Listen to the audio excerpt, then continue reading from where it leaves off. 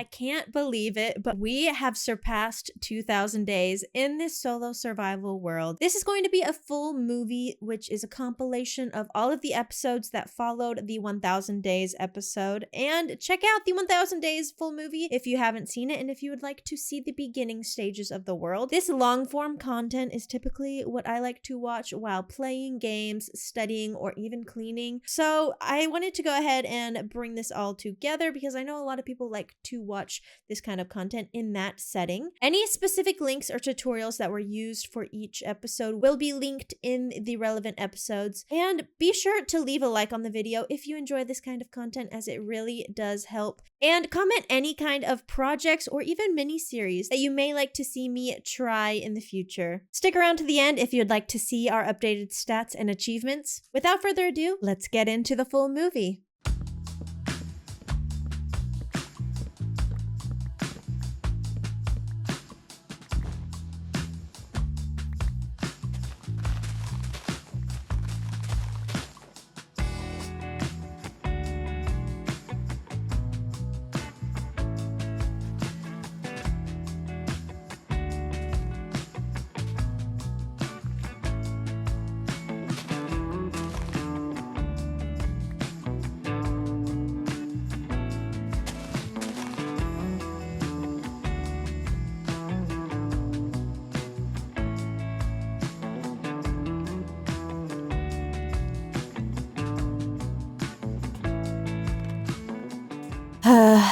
Much better.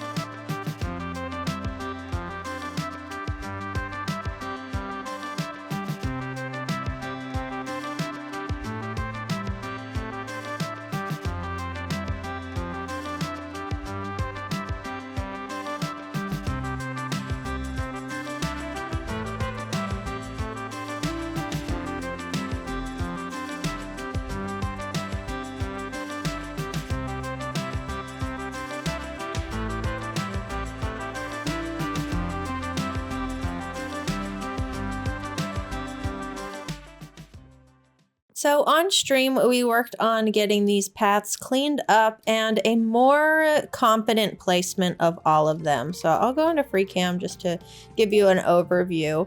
But we did lower some of this land over here where the previous trading stalls existed.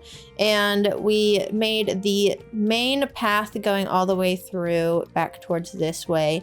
And then cleaned up the connection points between this upper hill and then the lower portion. So now we've got a better foundation of what we need to work with. So I can go in and kind of plan out a little bit better now that I know exactly what amount of space we have to work with. So I think I need to do a little bit of planning, and I'm gonna walk you through how I'm going to do that for this world, because transforming the rest of this village is no small task.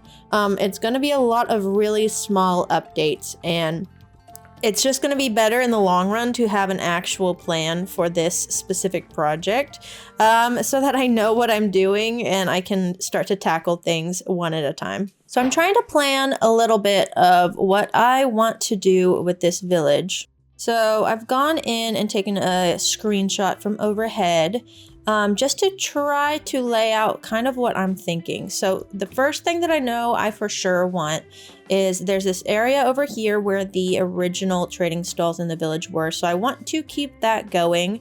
And I'm thinking we can make it almost like a farmer's market. So we're going to keep the trading stalls here in this general area and kind of go off from that. And then there's this dip in the land right here that I think would be really nice for a pond.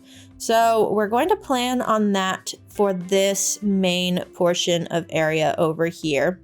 Now, back towards this way, I think it would be fun to make like a tent campsite, maybe here or here. Now, I have some wheat fields and some sugarcane over here, which I think is all going to come out. I want to relocate the wheat elsewhere, and then sugarcane. I'm not really sure what I'm going to do with it yet, but I do need something to go in this area. So kind of as a preliminary idea, I'm thinking we'll of course turn that into a dock. It'd be nice to have a dock here anyways, but I may consider doing like a custom boat. I've never done one before, but I think it'd be fun to have one right in this general area. Now I have this house up here that I was planning to have a fenced in farm area behind it. And originally I thought wheat, but I think this would be a better area for wheat. So instead I'm thinking here we could potentially do beets because I don't have any beet farm at all. And down here is where I've got a lot of my tree farming going on. That's just kind of where I grow them because it's super simple. I think it would be fun to add a little bit more order to it and almost do like a tree nursery possibly. But I think this large open space that goes past this screenshot could be a good place to maintain what we've already got going, but just clean up the lines and give it a little bit of like a grid, like a typical tree nursery would have. And then down here, we could do some pumpkin and melon farms down in this area because I do need to put those somewhere. And if I don't do them here, I may swap it with the tree nursery and put the tree nursery up here, but I think we could do one or the other. But we'll see. We'll have to go through all of this and do some trial and error. And then I may try to do a custom tree in this area. And then the main other thing I noticed is that there's this gap right here that's pretty inconvenient whenever I have to like run this way to get to where all the trees are. So I think we want to put a bridge right across this little ravine, whatever you would call it. And then really from there, everything else is just gonna get like flower fields. We're gonna put these flowers here too. Flowers everywhere. But yeah, that is like the general plan that I'm working towards. And I think since it's the main thing that I know that I want to have, and I have a good understanding of where I want the location to be, we're gonna start out here and do the trading stalls.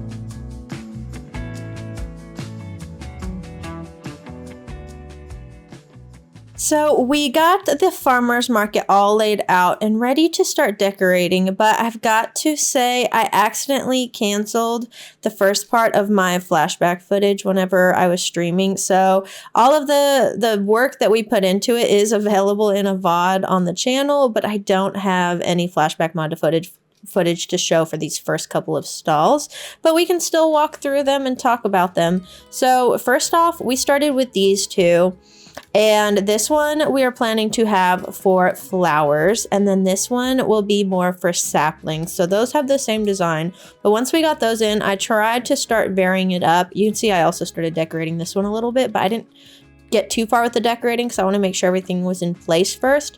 But I wanted to vary up this style. So for this one, the primary good that we will be displaying here would be like leather goods. So this one has more of a walk-in and you have things on display kind of layout rather than a walk around and look.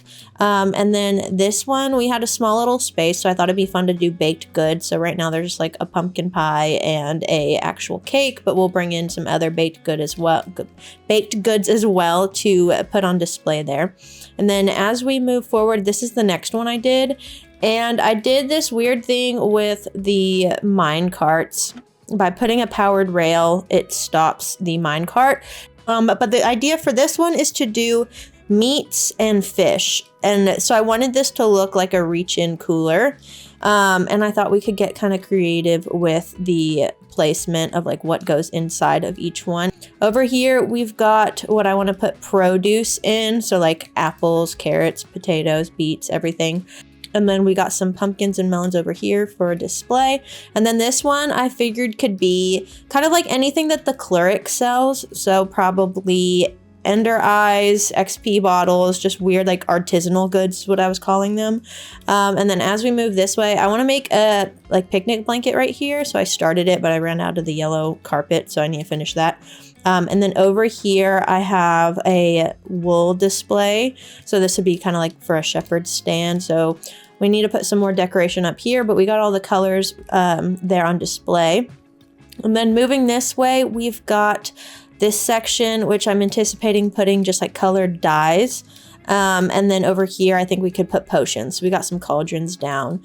And I think as we start to decorate, it'll bring a lot more life to this area. But whenever I started doing these minecart things, I definitely thought I was going to be able to like stick a plant underneath and then make it sneakily show through as if it's in the minecart. But I was having trouble with that. I definitely think I was misunderstanding whenever I had that in my mind. But because I really like how this looks with the angled minecarts, I decided to go ahead and add the armor poser mod into this world. I've never worked with this, but I feel like it'd be fun to just give it a try. So I can go in and start to put some produce in like the composters and the minecarts. And we can start to like mess around with all this stuff. I don't really know what I'm doing, but I figured it'd be kind of fun to mess around with it and see what we can do.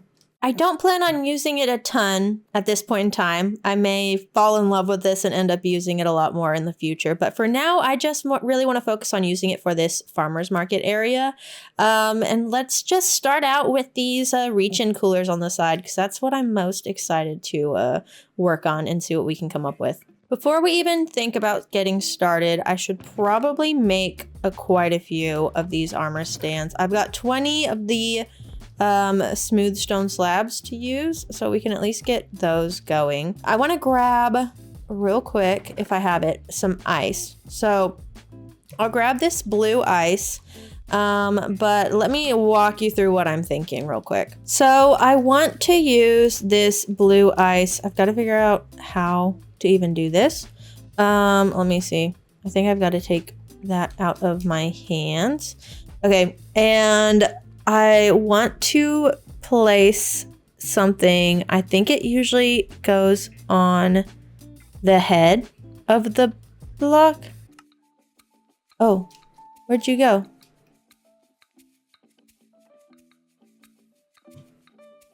Wait, where'd it go? Can I undo? No, come back.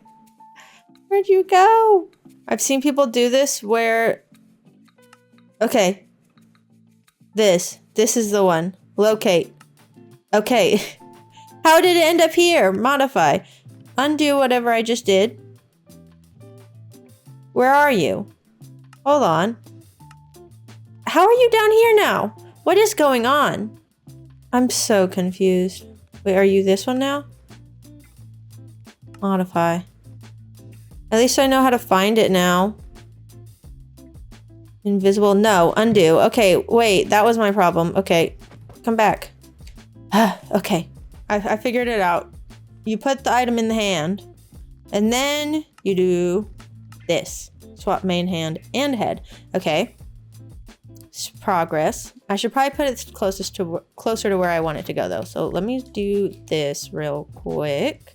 Now I've got an armor stand with a block of ice for head. And now I think I want to turn gravity off and make it invisible. That's what I think we're trying to do. A lot of trial and error later, but I got the ice block in a decent place where it's within the minecart. And I like the way it's looking, but the thing is, typically, like the meat cases that have fish and other meat in general is going to have like crumbly ice in like little blocks. And so I want to try one other option with prismarine, but we need prismarine. So I'm going to go grab a piece really quick. I'm going to try to sneak by the guardian before it even notices I'm there, and then I'm just going to run away. So I have a bucket of milk just in case I get mining fatigue, but I know that there is a monument somewhere in this general direction, because I did buy a ocean monument map at some point, Ocean Explorer. So I'm literally just going to try to grab a couple pieces of prismarine and then head back to even see if it's something that we want to do. And if it is, then we will come back and take out all the other guardians and get a little bit more of the prismarine. Okay, we're like right over it. Literally just... Oh, that scared me. Okay, that stressed me out. Okay. We're gonna swim around. Try not to get caught. They don't need to even know. I just need a couple of these. Give them to me and then I leave. Don't worry. Okay, they got a hit on me. Ugh. I should have 8. Okay, we turn around and we leave. Y'all can leave me alone now. Okay, we're back. We got the prismarine. Let's try to put this in the hands.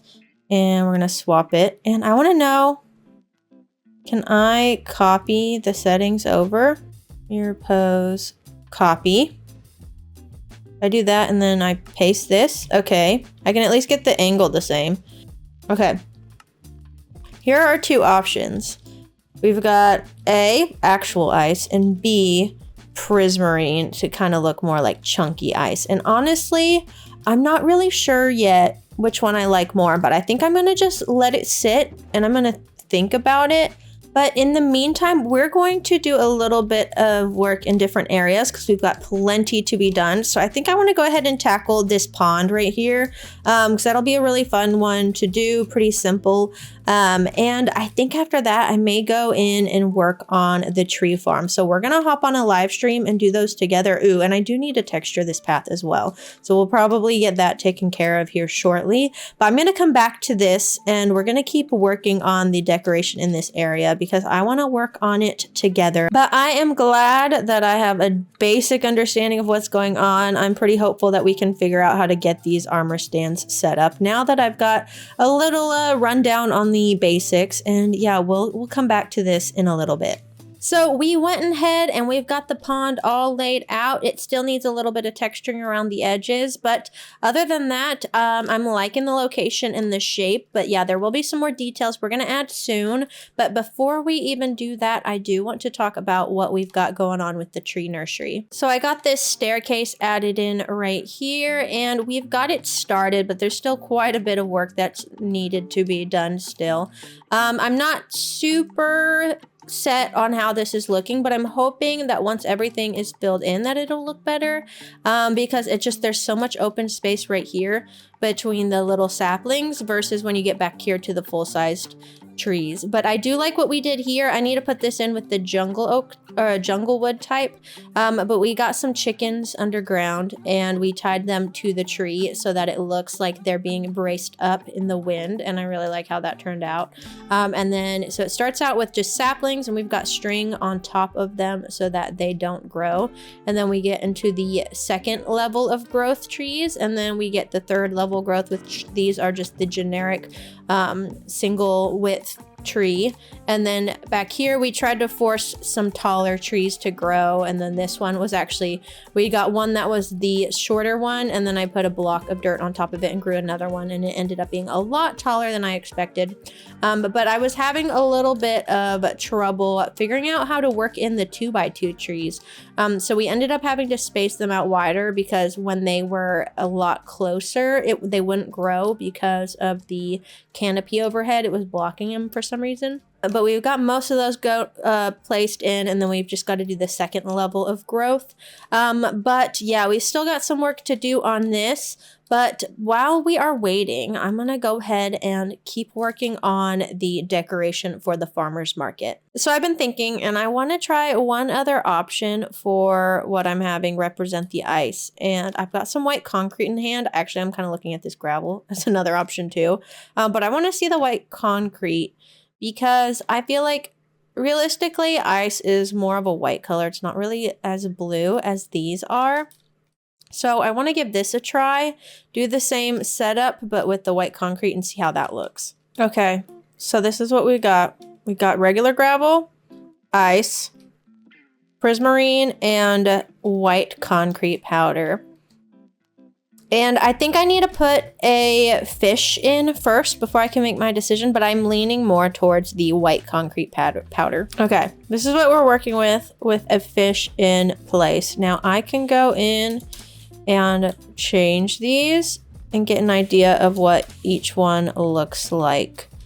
And so far, I do think I'm leaning more towards the white powdered concrete. So let's lock that in place. And I think that's what we're gonna go with. So now that we kind of know what we're working with, I'm gonna go ahead and get these all set up. I think I'm gonna do seafood on the lower half, and then the upper half, we're gonna do like beef and mutton and all those kinds. And then, yeah, I'm just gonna get those placed in, kind of work through it. I think I need to rearrange some of these as we go, but I'm gonna work on that real quick and then show you what we've got once it's all in place. So we've got most of them all put in, and I'm really liking how it's turned out so far, but there's just one last thing I need.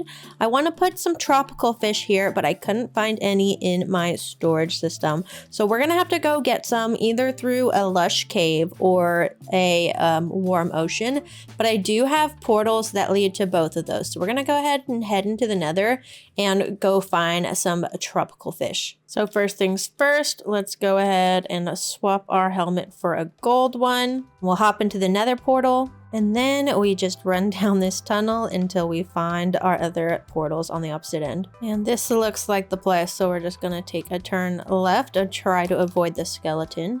And in we go. One of you, and I will take you as well. And just like that, we are back, and I also grabbed some pufferfish for potion brewing while I was over there, and I've never seen the pufferfish head before, but why is this like my favorite thing ever? I look so goofy. I love it. We're just making these last little touches, and there we go. We've got a full on reach-in cooler slash ice chest with all of the different meat products. Plus, I needed a fourth seafood, so I threw in some squid because, you know, sometimes people make food with squid ink, and then I threw in one of the heads as well. Now, I do want to add a little bit of decoration. Oh no, I'm moving the mine carts. This is going to be a problem. Okay, we're going to see. I need to just barely move this one. Okay, not too bad. It still looks good. Okay. That actually is reassuring because there's one over on this side that kind of got moved around as well. It's this one, but it's actually, I think I need to bring the bottom one down a little bit more, but I think it's going to poke through. So we're not going to worry about that. I need to put some decoration back here. So I'm thinking in the pots, we're going to put just fern, a simple plant. And then in the item frames, this might be weird, but I have an idea. Now, part of me worries this may seem insensitive to put the animal heads above them, but if you think of it as like a drawing as a form of advertisement, it's acceptable, right? I think it looks good. It's cute. I love the little mob heads.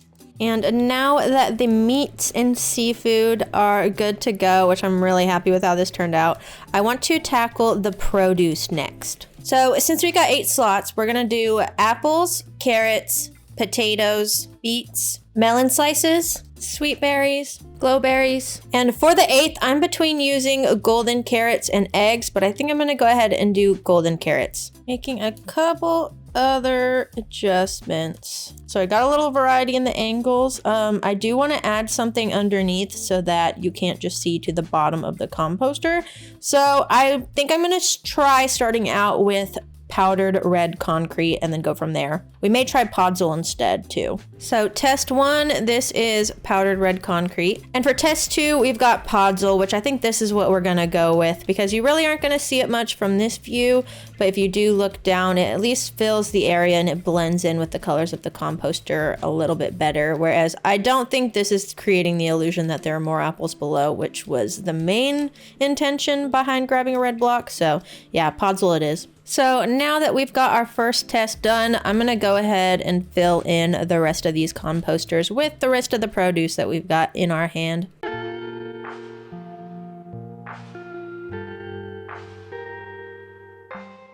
I am quite happy with how this turned out. It did take quite a while to do because each one is its own separate armor stand. So because of that, we are going to be pretty selective of how often we use armor stand displays.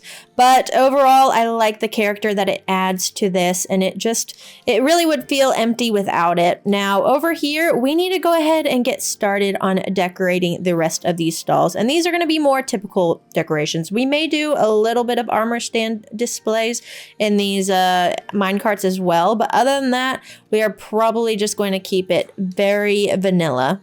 So I've got one of each flower minus the ones that I already had out here before. And now that I'm seeing how many there are, I think I'm actually going to take these minecarts out and do another flower pot on both ends.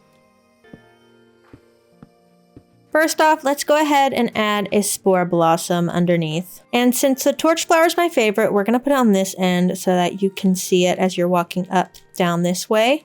And then along the front, we're just going to follow the rest of the rainbow. So we'll do the red tulip, poppy, orange tulip, and the dandelion. And then along the top, we're going to finish out the rainbow so that you can see it from this main walkway. So we got the, what are you, blue orchid? Yeah, we got the blue orchid, cornflower, allium, and pink tulip. And then on this side, we are going to put the closed eye blossom. I'm not going to do an open eye blossom as well, since they will just turn into the same flower at different times of day.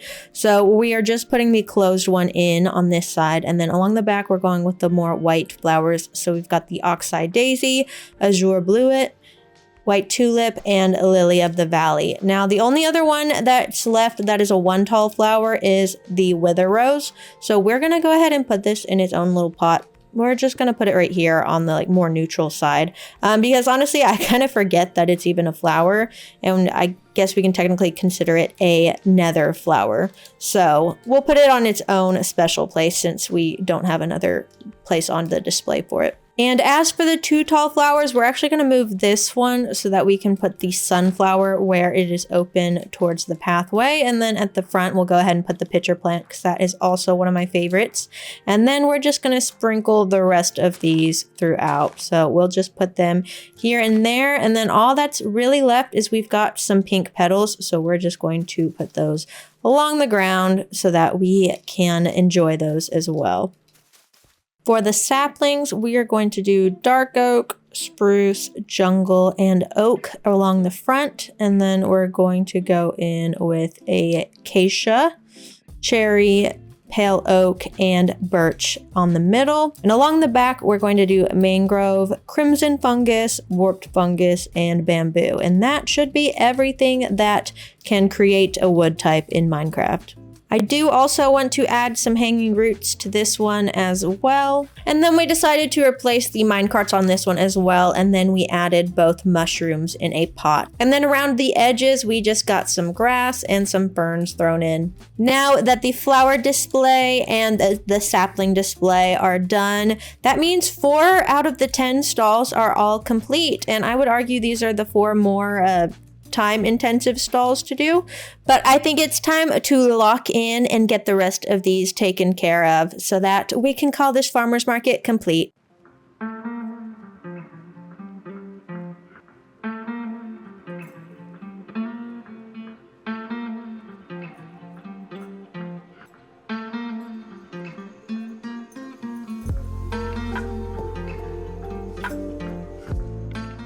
We've got all of the finishing touches taken care of on the farmer's market, so I want to give you all a final tour of this area before we move on to the next. So we've got the pond all detailed. There's some texture along the edges. It definitely is looking a lot better. It needed that transition block.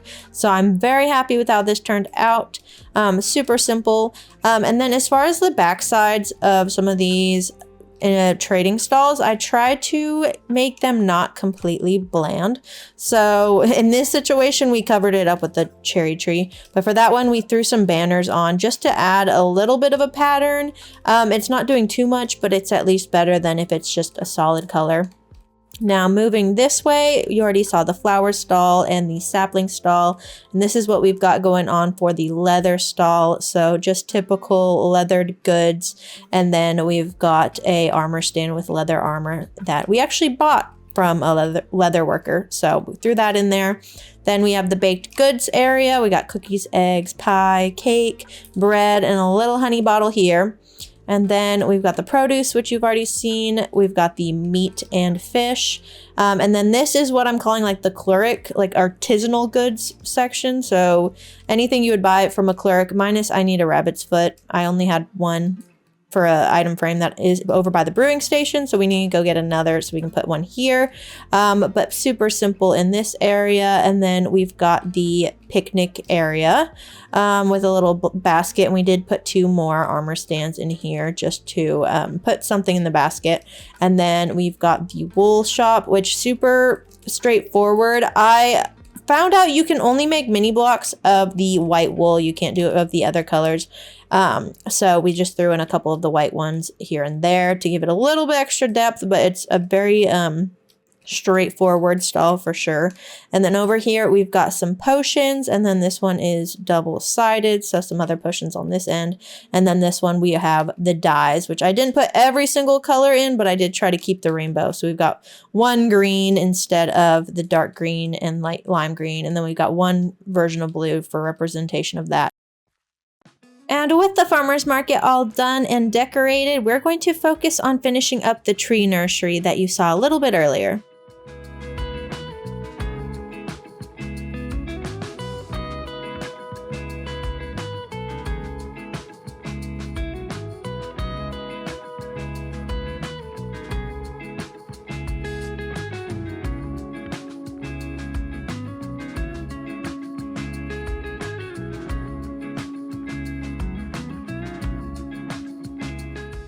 Okay, the first time this happened, I thought it was just like I was not paying attention and threw too many eggs.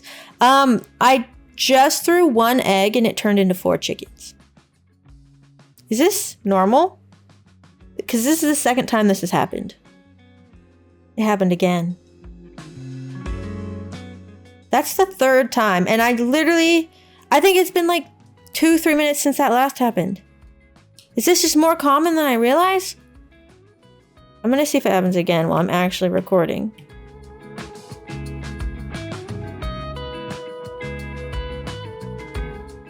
There it is, again. 4 times? Is this just really good luck, or does this happen more than I realize because I just don't ever throw eggs and pay attention?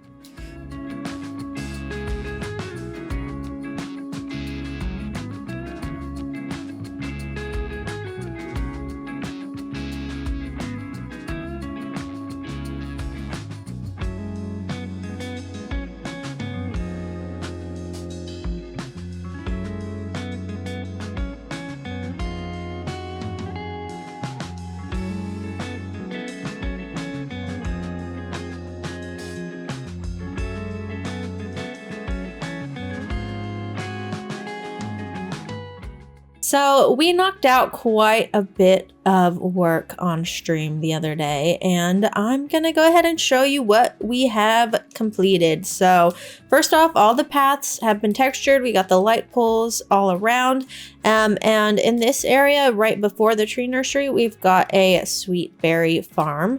And then this is the tree nursery. So it's got every single wood type minus those in the nether, just because I didn't really want a lot of red and cyan in the area. But we've got the acacia, we've got the mangrove, cherry, pale oak, and all of the rest of the trees. And we decided to do these little bit of like buffer zones in between where you could keep some plants that maybe need to be potted soon. And then I sprinkled in the leaves from the adjacent trees for each one, and then mangrove roots just as kind of like a common ground between each one. And then we used some lanterns, flower pots, decorated pots, and fences of the associated wood type, just to kind of decorate within. And then we didn't go all the way across, so we do have these moments where you can pass through to the other side. But I think it did a really good job at filling out the space at the front that felt really, really empty with just the little saplings. But it doesn't impede on traffic when you get to the back end where you have the full-size trees. So really like how that turned out. It also adds a lot of light down the path, which was much needed. So this is pretty well lit at nighttime, which is good. But yeah, we got all of those thrown in, and then we decided to go ahead and throw bamboo on the very end. So we mixed in some of the bamboo as well. And instead of doing the pumpkin and melon farms where I originally thought I was going to, we decided to put some pumpkin and melon farms over here just to fill in the rest of this space. Really liking this location because it surrounds the farming area, so it makes sense for it to all kind of be in one general area. We threw in some scarecrows as well because this needed some additional lighting, and then we added the bridge that goes over this crater is what I've been calling it. So just a pretty simple bridge. We decided to use copper as like the secondary block to tie in with all the other copper we've got in the area, but just because I wasn't really liking the oak and I tried a couple of other materials and decided to stick with copper. So I do need to figure out what level of oxidation I want this to get to, and then I'll go in and wax it, but we're just kind of letting it all oxidize for now, and then I'll come back and deoxidize what I need to. Now, somehow we still have plenty left to do, even though I feel like this video is going on forever. I want to get started on the dock and the boat that's going to go right behind me. And I don't know what I'm doing, so we're going to just learn as we go. But let's give it a try and we'll see what we can come up with.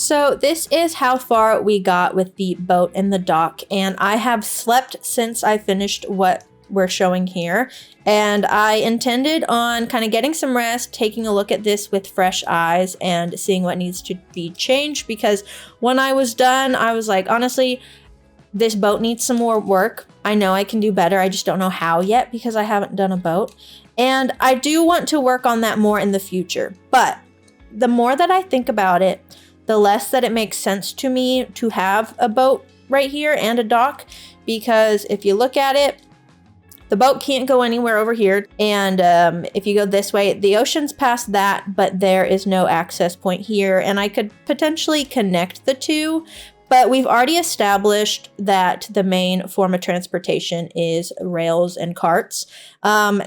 Technically, the boat could go under the bridge and head wherever this river takes them, but I don't even know where that takes you off the top of my head. So the more I think about it, the more I feel like we should scrap the water transportation lore from the village and try something different here, because we've already established our transportation type. And I would rather try working on a boat whenever I have a larger body of water and it's in the context of an ocean rather than just a little river. So we're going to try something different. So when I was a teenager, I had a handful of friends who all lived in these two combined neighborhoods. And there was this pond at the middle of the neighborhood that had a gazebo at the center of it, which also had a little bit of a bridge to it. So I feel like a gazebo would be a nice thing to add that kind of accentuates the vibe we're going for, but also gives you a point to look off into the water. So I'm going to go ahead and kind of make a circular mound rather than doing like a bridge off into the water like what I am inspired by. I'm just going to build up the land around it and poke it out into the water a little bit more than it currently would be with the way the land is shaped now.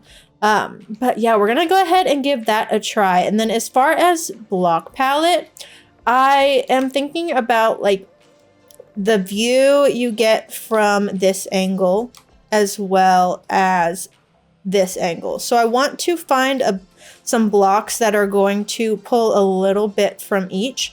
So I'm thinking for now, I want to stick with the copper because that's going to be pretty common in the entire village. And then I think I want to pull in some of the pale oak and maybe some mud bricks. I think those 3 color combos will look nice. So we're going to go ahead and get this going, and I am going to just work through the whole process and then we will see what we come up with.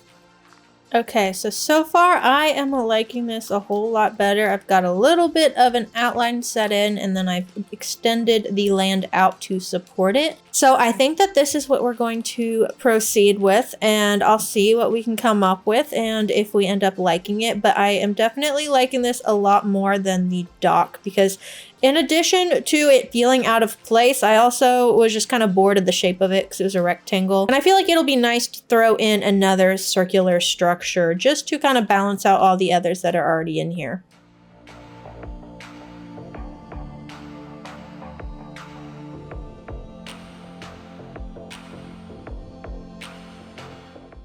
I am definitely happy with the switch from the dock to the gazebo. I really like how this is filling in the area. I do really like this block combination as well. I think it looks good with the mud bricks and the pale oak. And then I got a little bit of decoration going on the inside. Of course, we got a place to sleep. We got some fake chairs, and then I just wanted a little table here, so we put a cod head on there and some candles just to have something for decoration. But overall, pretty simple decoration on the inside. And I figured, since we've been looking for a place to put a beacon, and I do want it to be pretty close to my house, I think we're actually going to send the beacon through the center of this gazebo. And now we've just got to go down to bedrock. So I made a little bit of an access point down here just so I could make my way in. What did I do? I just placed something. And we are going to dig down to bedrock and hope that nothing goes wrong.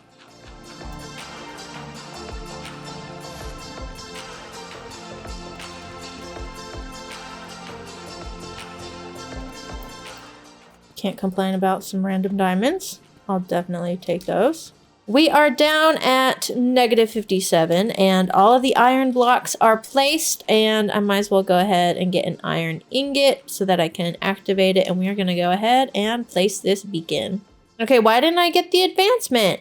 So the beacon is up and running, and as you saw, we, for some reason, did not get the updated advancement for it. And even with the Oh Shiny, I've gone back in and traded with piglins again and have not gotten that one to update. So not sure what's going on. It may just be my nether related advancements, because we did decide to go to a trial chamber the other day on stream. So if you want to see that, go check out the stream. It'll be on my channel. But that advancement did happen, and that was after I had set up the beacon. So not really sure what's going on there. I'm going to hope that it's some bug that gets resolved over time.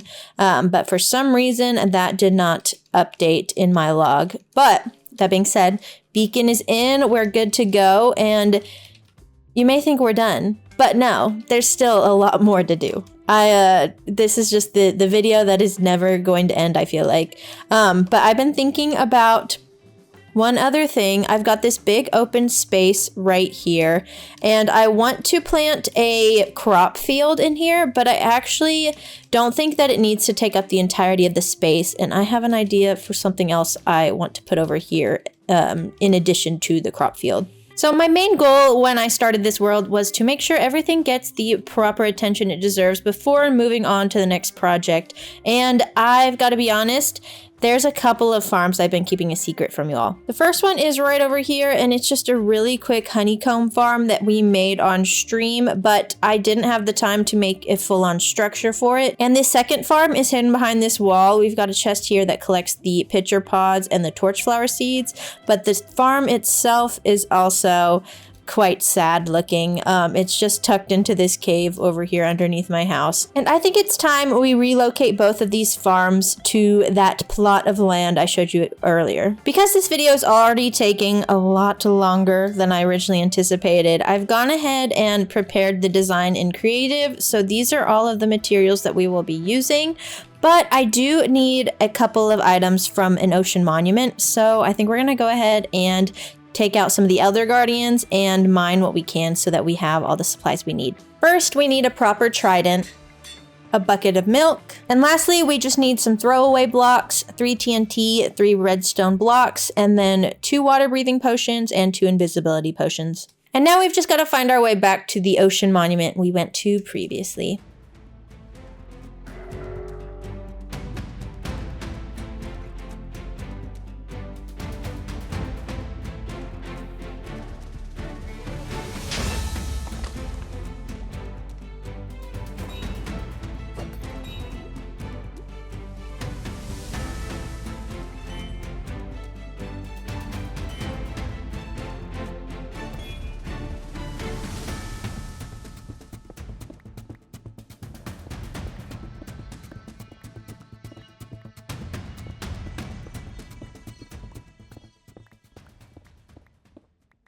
And with those last bits of prismarine and sea lanterns, we are ready to start this next build.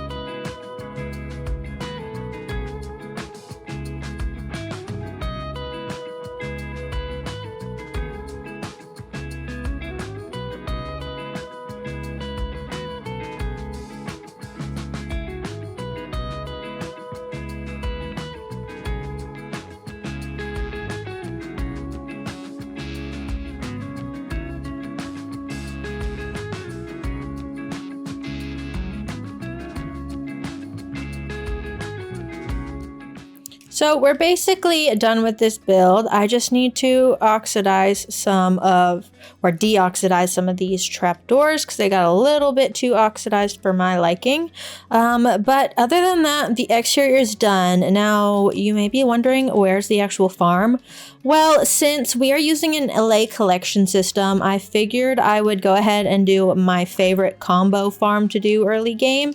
And we put them all in here so that the LAs can't escape. And then we also put the bees in here so they can't escape. And we've just got everything in one big area. So we've got some sugarcane over here, bamboo, sugarcane as well, and then 2 more sugarcane farms over here, and then another bamboo. And I don't have a lot of bamboo in comparison because that one actually, even with this like smaller percentage of it bamboo, it's gonna grow way faster than the sugarcane. So we'll probably have more than enough for this earlier starter base.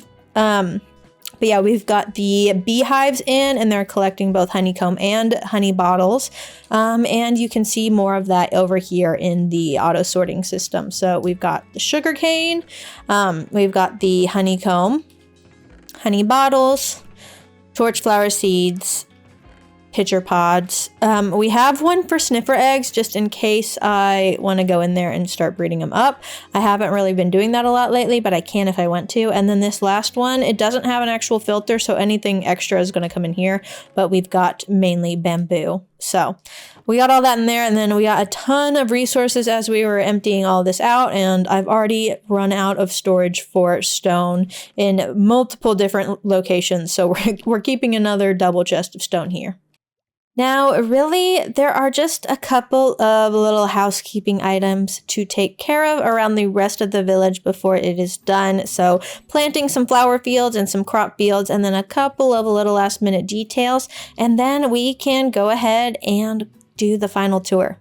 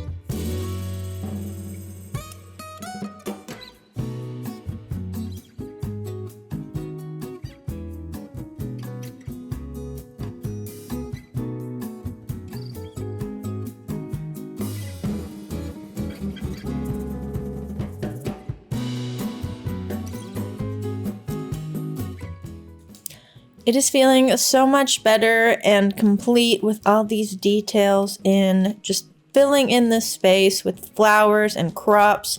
And really, I feel like there's no area that has gone untouched within the entire village. Now we're going to take a quick walk through. A lot of the spaces between the paths are where I started to add different field types. So for the area near all the farms, we tried to keep more of the crop farms. And then once we get closer to the houses is when we started to switch to flower fields.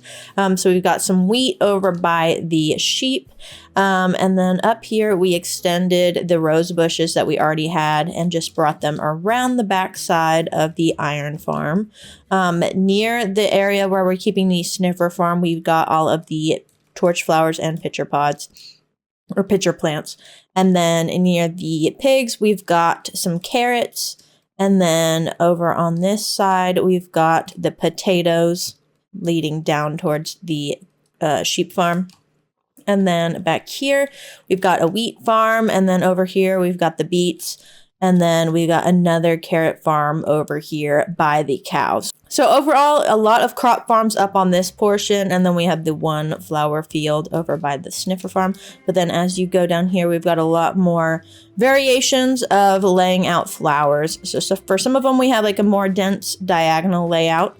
Some are a little bit less dense, but still diagonal. And then we have ones that are more like clusters of each flower type. So we have them in almost like a circular type shape, both here and then on this side of the house. And then we do have some areas where we have more of like the bushes with flowers, just to kind of add different levels of flower density, because I think if I did everything like this, it would be a little too much. And trust me, I did try it at one point too, and decided to kind of mix it up. But overall, pretty happy with how it turned out. We did throw in a little baby tree here. You head back this way, we do have some diagonal flowers here. We got more rose bushes back here. And then just working our way through, we've just got little variations of flower types as we get to different housing areas. Like I felt like the orange worked well with this color palette. We kept the more white color for this house. And then back here, I needed to put something that this path led into, and I thought it would just be a nice relaxation space. So we're showing a little bit of a bench looking off into the water. We got some tree with the leaves, the petals falling down. And then this was just like a cliffside that was natural, and I didn't like the look of like the dirt and the grass and the stone. So we went in and added more of like stone retaining walls, added some leaves and lichen, and then made some little openings in the rock just to texture that up a bit. And I like how that turned out a lot better. And then we have the campsite around back. So let me hop my way to it. So it's kind of like a secret path because I want it to feel like it is just not used very often. So it's hidden back here. It's not very lit.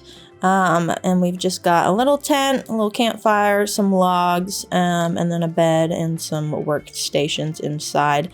And for the design of the tent, I did end up just finding a picture on Pinterest that I liked because I feel like there's not really a lot of variation of like tents you can do, and so I decided just to do a quick and easy one. I do always link my Pinterest inspo board in the description of each video, so if you want to check out the ones that I use for inspiration, they are on that board.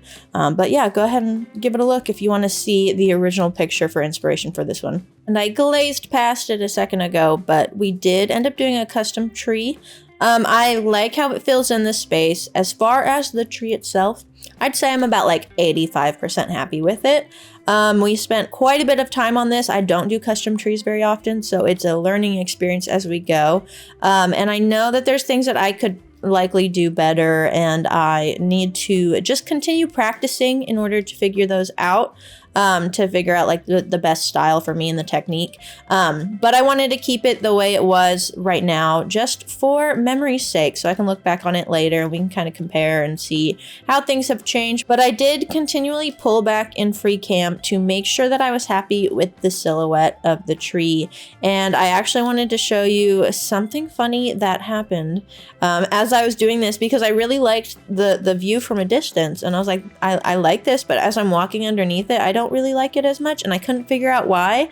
And I realized later that it's because I didn't look at it from top down or like bottom up. And so from the main player POV, it was just a little funky. And then if you look top down, it's just completely thin. Like there's no leaves to it. So we went in and we fixed that, and that definitely helped. But we'll continue to practice on this in the future, and yeah, later we can come back and compare and like see what changed. So we ended up using 5 different kinds of leaves. So for the darker sides, we're using mostly mangrove and the occasional jungle leaf.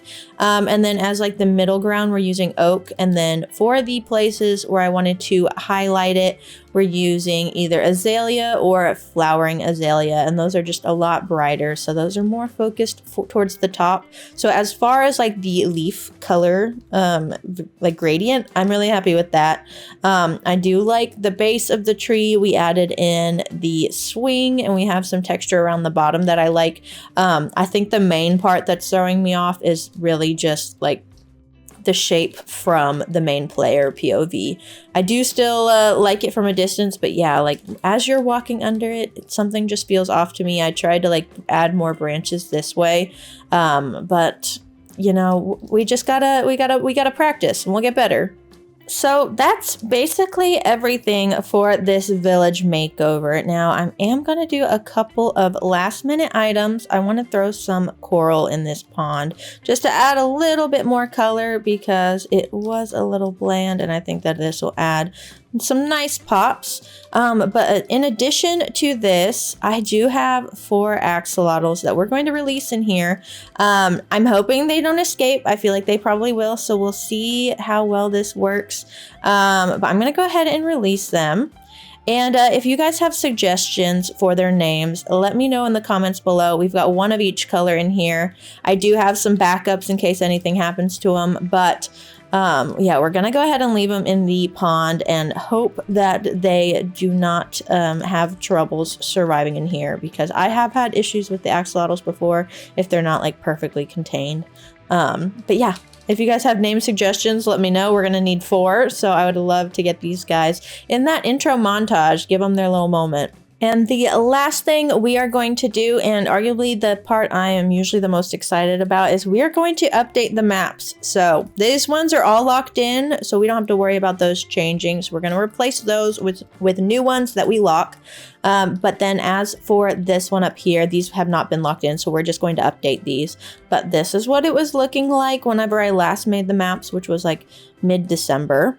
And this is what we've got going today. I'm really liking the way this is looking. You can start to see all of the pathways. It is quite interesting to like know what colors show up as what on the map. So like that's a copper roof with like different levels of oxidization. So you've got like a pinkish color, orange and blue, quite interesting. And then like it looks like the brick shows up as straight on red, tuft shows up as brown, which is kind of weird. And then you can start to see all of the different trading stalls, which I really like how those look. You see the little campsite, and then I like how the tree nursery and the pumpkin and melon farms are looking at the back. So that is it for this episode. This has been a long one, but I had a lot of fun working on it in the process.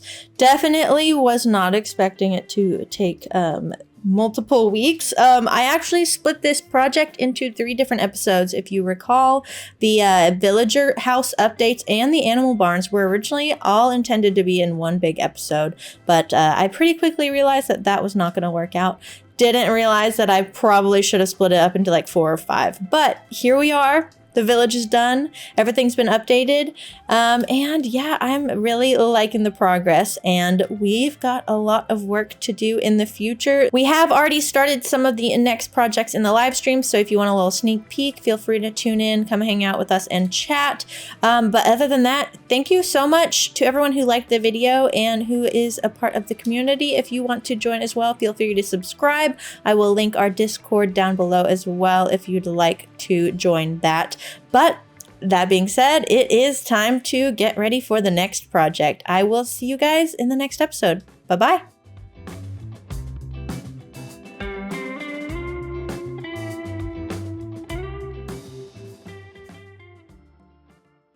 In today's episode, we will be bringing the end dimension to the overworld as we transform the end portal room. Not only will we be testing our skills as we attempt to defeat the Ender Dragon for the first time in this world, but we will also be paying a visit to the ancient city. So stick around to see if we make it out alive or if we will break our perfect streak. And if this is the kind of content you like to see, please consider liking the video and let me know what other projects you'd like to see me take on in the future.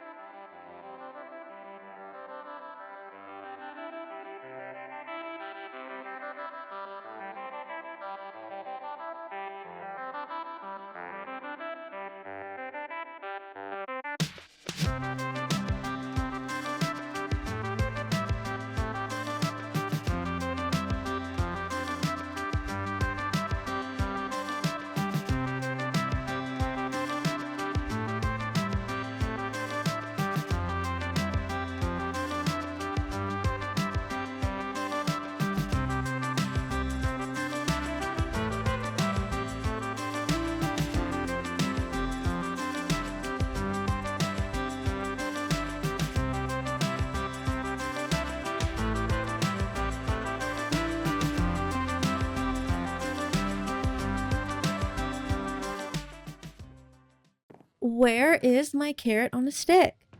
It's not in the random chest. I literally can't find it anywhere. This is making no sense. Maybe it's with the fishing rods? Ah, yes, there it is. Okay, cool. Well, I have a silly idea. And it's going to require parrots. So, we're going on a little journey to the jungle.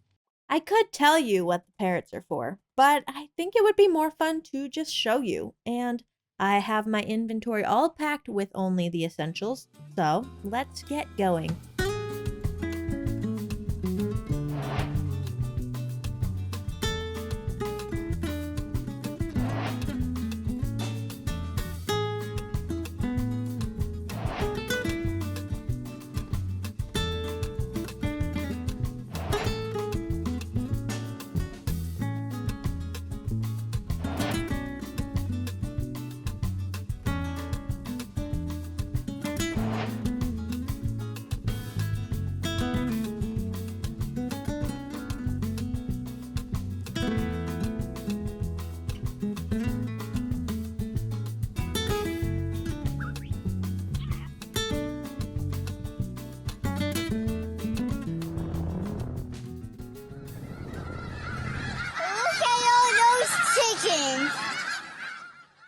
So I needed the parrots because I wanted some background dancers for an idea that I had for a short, and they did their job perfectly. They're so cute when they dance and I love it.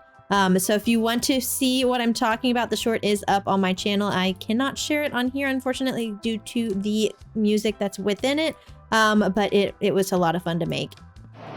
Now, as much as I love taking the scenic route, it is time that we focus on acquiring a faster method of traveling in this world. And similar to our parrot friends, I really want to be able to fly. I'm putting together a handful of items before we head off to the stronghold, starting with some blocks for bridging. And after making our way to a nearby fortress, we are collecting some blaze rods and ender pearls so that we can craft Eyes of Ender. Since obtaining an elytra is our main goal, we do of course need to get some books to enchant it. So I'm going to buy a mending book and an unbreaking book, and we will go ahead and put those together to combine for the elytra. But I also do want to go ahead and grab some glass because I want to collect the dragon's breath while I'm there. And while we're on the topic of the elytra, I am over at the combo farm, so I can grab some sugarcane and we will turn that into paper. And we will need a stack of gunpowder to go with it so that we can make rockets once we are in the outer ends.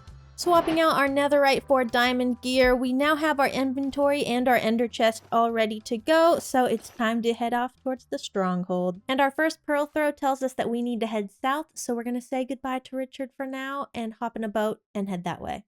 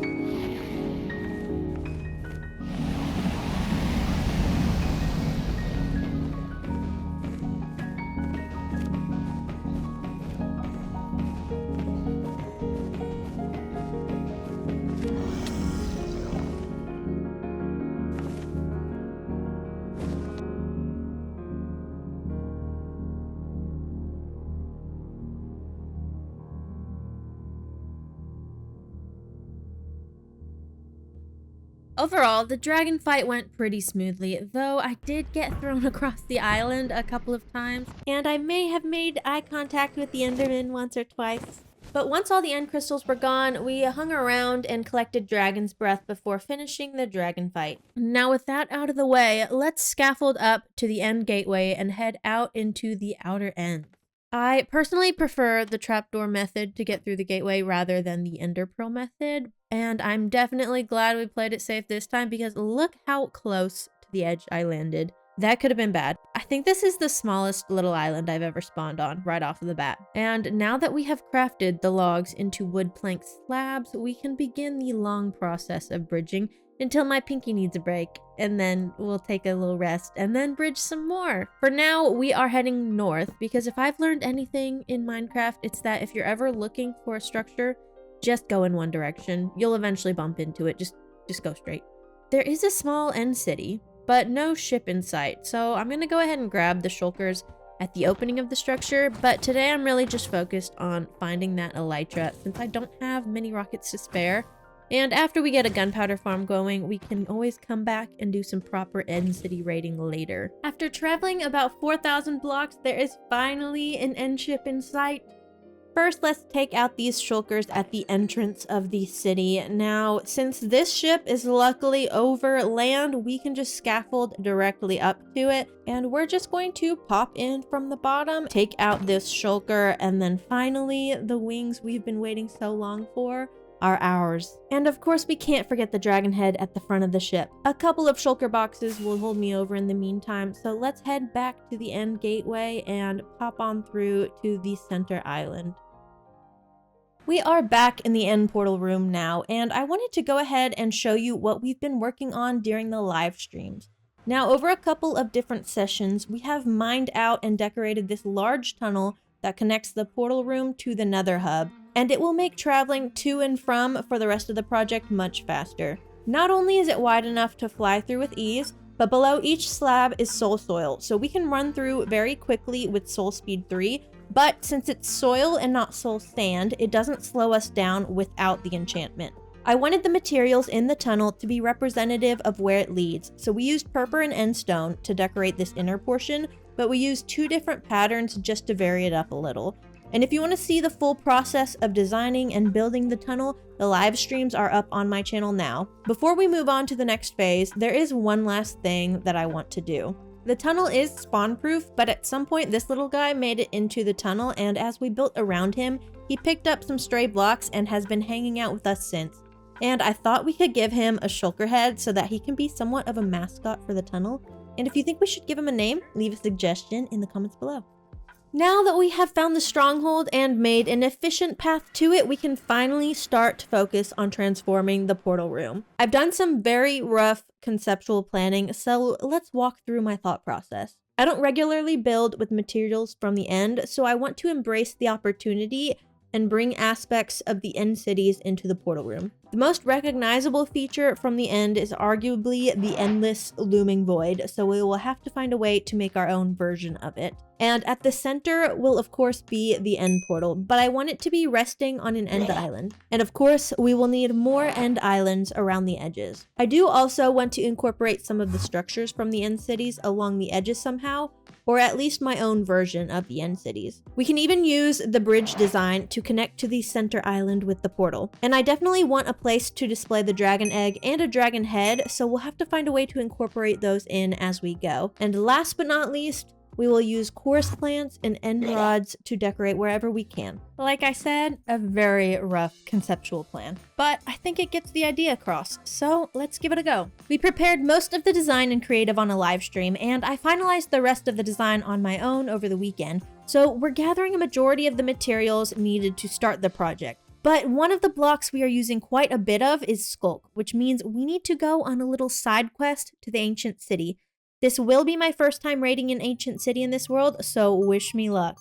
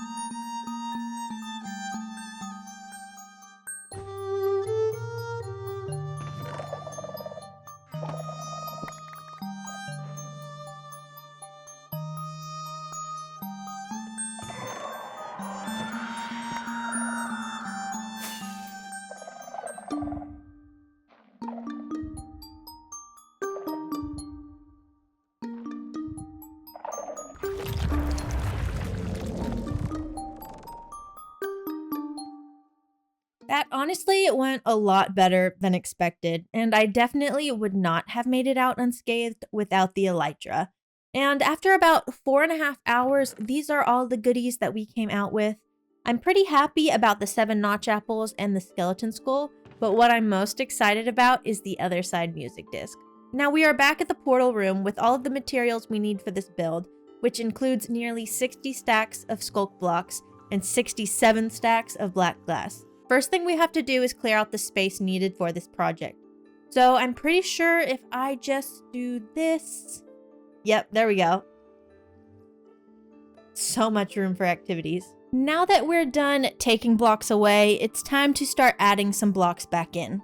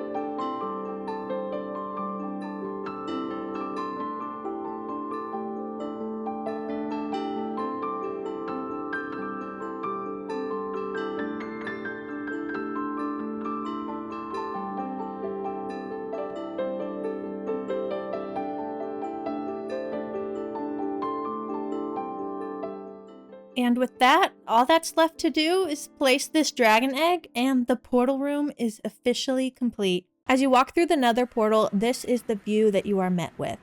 To get to the end portal, there are some floating slabs on end rods where you can do a little parkour to get to the center island, or if you find yourself below the end portal, you can just head through this opening to access the bridge. And if you look in this corner, you can see we have the dragon head out on display. I got the idea for this on Pinterest, so as always, you can check out the linked Pinterest board in the description to see the original image I drew inspiration from. On these two walls, we have my rendition of the End City buildings, and I decided to incorporate a Sculk Catalyst wainscot since it blends well with both the end stone color as well as the portal itself.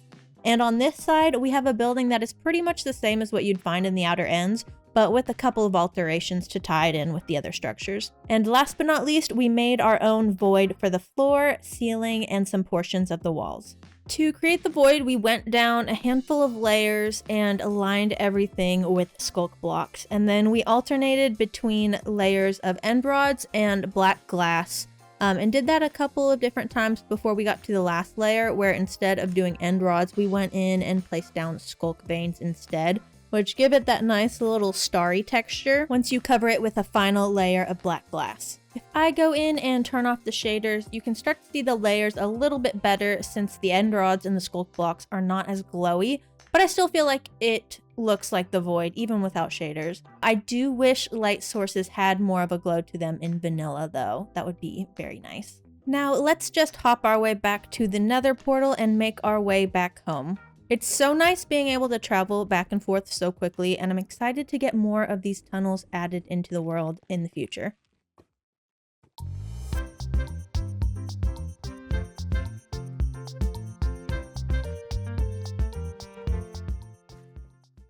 I wanted to go ahead and show you all the materials we gathered as we were digging out the space needed for the portal room. As you can see, we've got lots of deep slate and cobbled deep slate, along with plenty of other materials.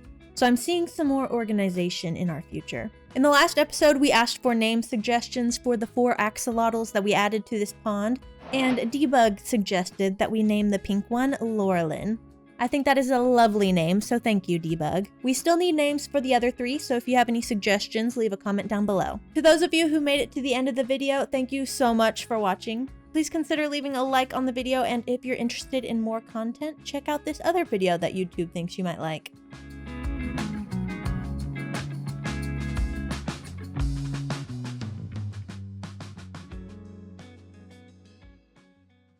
Today, we embark on our next adventure in this world, and in order to do that, we need to be able to get to the place where we are headed. So I've mentioned before that there is a location in the distance where I plan on building our next big project, and this is actually the location where I was inspired to choose this seed. So I've been very excited to start this project ever since before the world even began. So to say I'm excited is an understatement. Something that I find so satisfying in a Minecraft world is infrastructure. Yes, so sexy, I know. But connecting the various parts of your world is arguably not necessary, but it gives the impression that there is more to explore, and it can be very useful down the line. And though you can connect your world in more ways than one, like we have done here with our nether highways, today we are going to be focusing on connecting our world in the overworld. And as we go through this process, we will talk about the various things to consider while designing your own bridge, and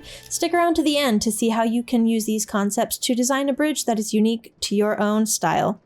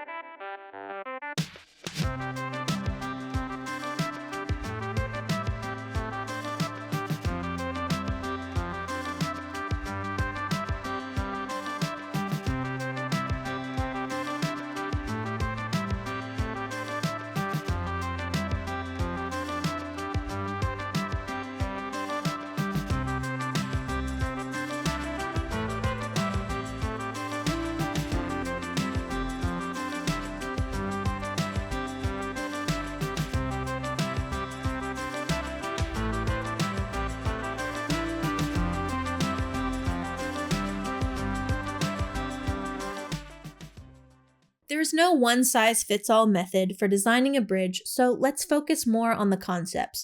The first thing you need to determine when designing a bridge is location. Will the bridge be crossing over a river, an ocean, or maybe connecting two land masses together? In my situation, we are connecting two land masses together over a long distance. Once you know where the bridge is going, you can next determine the scale. I didn't want the bridge in my world to overshadow the village, but we also didn't want the bridge to be so low to the water that a boat can't pass beneath it. So our bridge sits about 6 blocks above the water, but that may be different for you. At this scale, we have plenty of room to detail and incorporate structure while still fitting within the context of the village. The scale is important because it impacts bay sizing, column sizing, and even detail level. When I say bay sizing, I'm talking about the structural bay or the spacing between the columns that support the bridge. If you're crossing a small stream, you probably just need one bay, and you won't have as much room to detail. But as the scale of the bridge increases, so does the quantity of bays. Before you start designing your bay, you'll want to have an idea of what kind of style you're going for. So let's go ahead and walk through the build we will be utilizing today, and we can talk about other style options along the way. So as mentioned, our bridge is 6 blocks above the water. So we've got 1, 2, 3, 4, 5, 6, and this is going to be the start of our bay. And we do have 11 blocks between each column. So 11 air blocks, which means that this would become the next column, but just to double check, we've got 1, 2, 3, 4, 5, 6, 7, 8, 9, 10, 11. So then this becomes the 12th, making 11 air blocks between each column. So we'll bring this one back up to 6 blocks as well and connect these two. So we know that the flat portion of our bridge is 6 blocks above water. We're pretending the grass is water right now. This is the start of our bay. Now, we want to make sure that it looks structurally supported from a distance, and the style that we are going for is a more traditional, fairly modest style. So we're not going for anything too extravagant, nothing too detailed, because we don't want to overpower the village. So we are now going in and going to add a stair on the 3rd block down. So we've got an upside down stair there. Above the stair, we have a slab, and then connected to the stair, we have a solid block. And then from that point on, we've got a top slab and a bottom slab. Then we've got another stair right here, and then one final slab here. So that is allows us to make it appear as if there's an archway. Imagine it's mirrored on this side as well. It's going to add some nice detail from a distance that makes it appear as if the bridge is properly being supported. Now, we're going to go ahead and add a lantern, and this is the center of the entire bay. And then we are going to repeat that on the other side. So go 3 blocks down, 1, 2, 3. Place a stair upside down. On top of the stair, we place a slab. Next to the slab, we place a solid block. And then from there, we go top slab, bottom slab, stair, and another slab. So that is the first part of designing the bay. Now, we're going to want to determine how wide that the bridge is going to be, and in my case we are going with 5 blocks wide for the walkway. So we have 1, 2, 3, 4, 5, and then we're going to go ahead and pull this back. So we'll bring this all the way back here and then connect it here, and we're basically going to repeat that on the opposite side.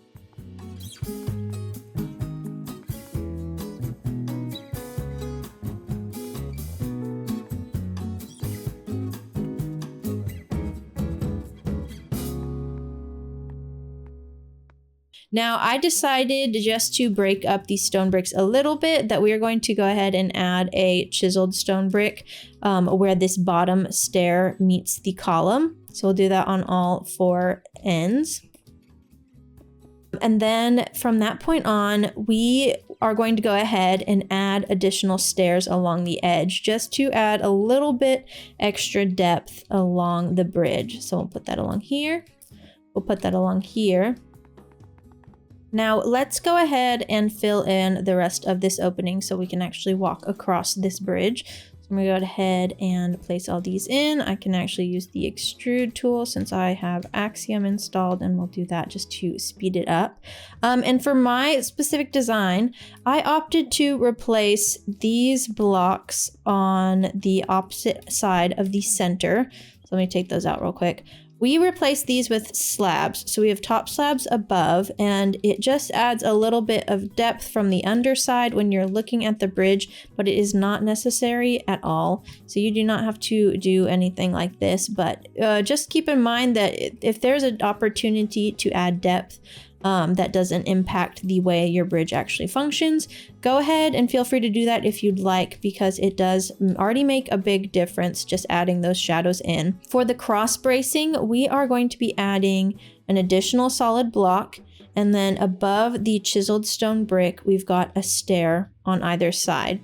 And by doing that, we can then place a lantern in the center, and it just adds some lighting. But then as we continue this on further to the next portion of the bridge, it does look a lot better from the underside just to pop that down a little bit further, as opposed to just putting the lantern up here. I think it looks a little bit better to have this additional block below. And then looking at it from this side, you do also get that arch impression. And we'll go ahead and add that to this side as well. So we've got our solid block, our stair on either side, just above the chiseled stone brick. And then we've got our lantern. So overall, we have a bay that is 13 blocks wide right now, and the walkway is actually 7 blocks wide, but we are going to go ahead and use this outer lip on each side for the handrail or guardrail. So what I've decided to do is place a glowstone block above the column. So we'll place that here, and we're going to do that on all 4 sides. And then from that point on, we are going to place a stone brick on either side of the glowstone. And then from there, we're going to alternate between oak fence gates and stone brick walls.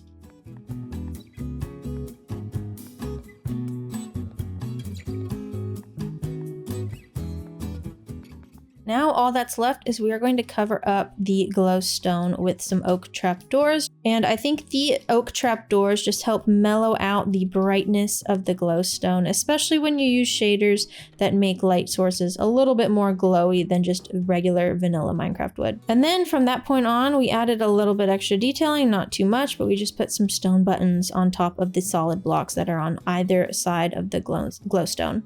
So that is the bay design that we went with for our bridge in our world personally. Now, let's say you want to have a bridge around the same size, but you want something that's a little bit more rustic. So we're going to try an option with more wood blocks, as you can see down in my hotbar, but we're going to keep the same overall spacing. So I'm going to go ahead and replace this main column with the stripped spruce log. So let's bring this up to, let's go to 5. So 1, 2, 3, 4, 5, 6. Take that one off.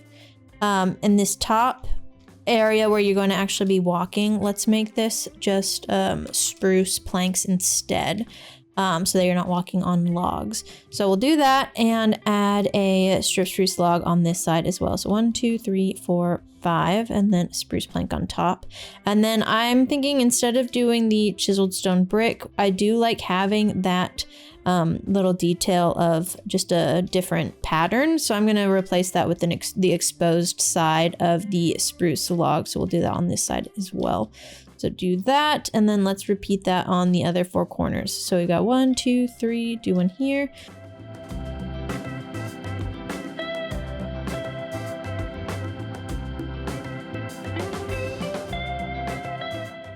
Instead of the stairs, I think we want to do another exposed spruce log and then drag this all the way across. So let's do that, so that we have the little overhang on each side, but it won't necessarily be stairs, so it kind of mixes up the profile. I actually feel like instead of doing the arch underneath, let's go ahead and use the spruce fences to connect all the way down the bridge. So we'll do that. And I like that support, but I honestly feel like it may need another column down the center. So this is kind of turning into a bridge that has 2 bays rather than 1, but the idea still stays the same, that once you have one designed, you can just duplicate it all the way down. And I don't really like seeing the edge, the harsh line of the fence on this side. So let's go ahead and cover this with spruce trapdoors and see how that looks. And I like that a lot better. I think that works with this spacing as well. It still feels like it's structurally stable. Let's replace this for a column or a exposed log. Now I'm going to repeat that on the other side, and then we will keep going from that point on.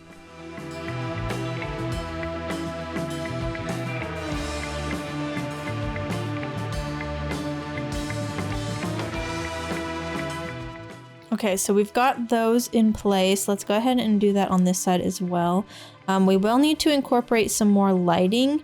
At some point, I do want to use shroom lights in place of the glowstone on the upper handrail, but I do need to figure out how I want to light the underside of the bridge, because we do not want to turn this into a mob spawner as well. So let's go ahead and do this for now, and we will probably come back in and add lanterns whenever we feel like they're necessary. But let's move back up to the handrail. So we'll do the shroom lights above each column on both sides. And instead of doing the stone bricks on the sides, let's do a leaf. So we'll go in and do this, just to kind of like add that buffer between the light and the rest of the bridge. And then I'm going to cover it up with the spruce trapdoors on top of the shroom lights as well.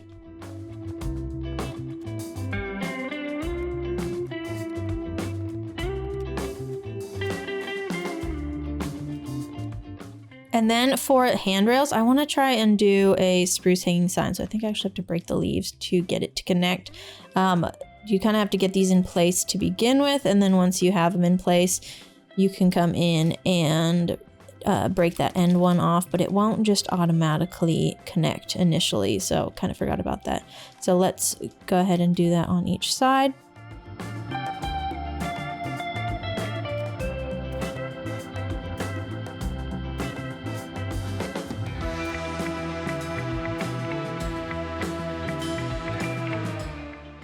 And I'm liking the way that this is looking, but I think we want to make it look a little bit more beat up. So I'm going to replace some of these logs here with some stairs.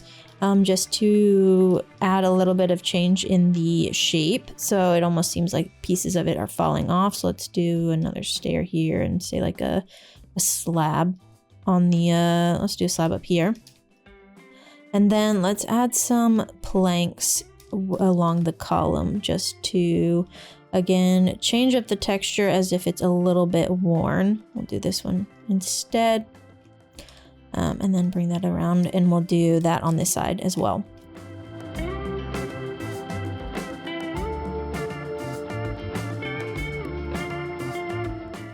Okay, now let's go ahead and make the walkway look a little bit more dilapidated. So I'm gonna add in a campfire.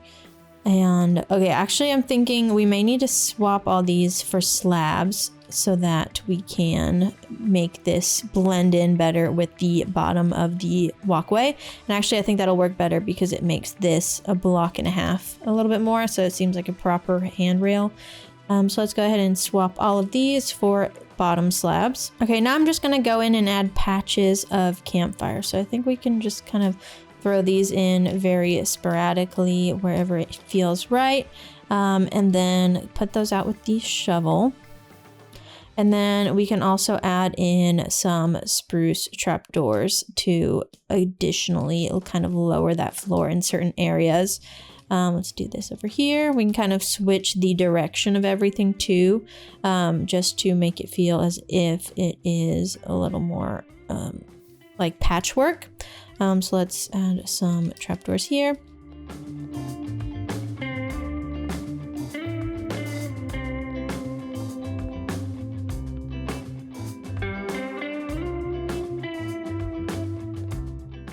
And lastly, I feel like we could replace some of these with more leaves just to make it feel as if it is being a little bit overtaken by these leaves, and maybe even some mangrove roots. So let's throw some of those in as well. And lastly, let's add some lanterns underneath the bridge in place of these fences, now that we've got the floor all laid out as we like, and I would call that good. So this is very similar in shape, but we are using those same techniques to come up with a different design just based on style preference alone. So in a way we have smaller bays, but we're able to make the structure in between a little bit smaller. So now we've got a bridge that could theoretically be in the same exact location, and it is the same scale, but it is a completely different style and support system, and just some of those little tweaks can really make a big difference. So let's try one other style, and I think I want to go with something completely different. We're going to go with a more modern, almost futuristic style. I say futuristic because we're going to use a lot of quartz, smooth quartz. I think you could probably still keep the shape, but change the blocks from smooth quartz to something, say maybe like just regular stone, and it won't feel as futuristic. But that's kind of the idea we're going for. So we're going to match the same structure as the original bridge. So let's go in and bring this one up to block number 6. We'll do that along on both sides. Break this, I think. Is that right? Yeah. And then we're going to bring this over, or 5. So 1, 2, 3. Bring this up here. And then bring this one over right here. And then connect all 4 corners. So let's do the same archway by doing, once again, a stair with a slab on top next to a solid block with 2 slabs, and then a stair and a slab. And then instead of the way we did it before where we just framed down each side, we're actually going to bring this all the way across. So let's extrude, and we're going to bring all of these blocks to the opposite side. So using that same shape, but we're gonna switch it up here in just a second so you can get a better idea of what we're going for that's a little more futuristic. So we've got this on one side, let's do it on the other side.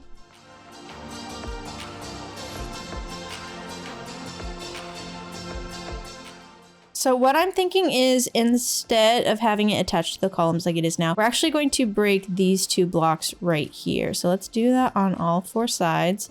and then extrude this so that they connect. So we'll do that over here as well. Oops, send that back. Pull this over here, and then I'm gonna go ahead and connect the top as well while we're at it.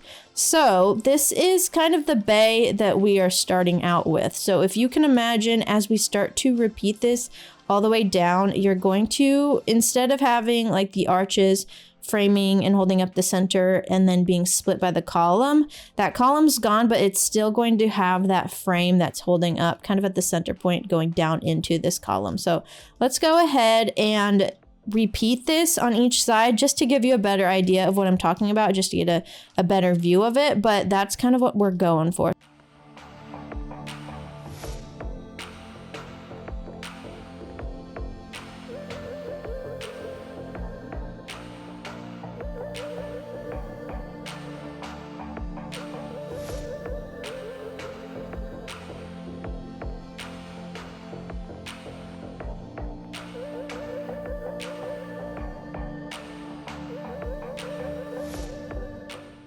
So now you can see better that the bay size is technically the same, but because we're offsetting the structural points, it makes more sense to show it at an extended view. So let's go in and add some lighting. So I'm going to add some sea lanterns under here. For the most part, none of these blocks should be spawnable with the exception of this middle section. So we're just going to add trapdoors all the way across just in case the lighting isn't enough, which it typically should be, but just to be certain, we're going to carry that all the way across. And then now in the center, let's go ahead and add some slabs on the end, and we're going to do end rods facing into the slabs and then a chain at the center.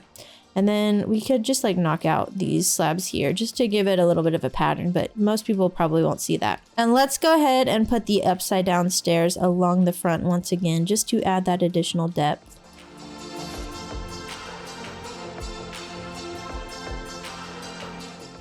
And then for the handrails, we're going to put a solid smooth quartz block above each column. But then along the center, we're going to go ahead and break it up again and put another one down the middle. And whenever I think of modern, I think of a lot of clean lines. So I'm going to connect each one of these with some chains. And then we're going to add iron trap doors on top and run that along. But just to add some lighting, let's go ahead and swap these last chains for end rods and repeat that all the way around.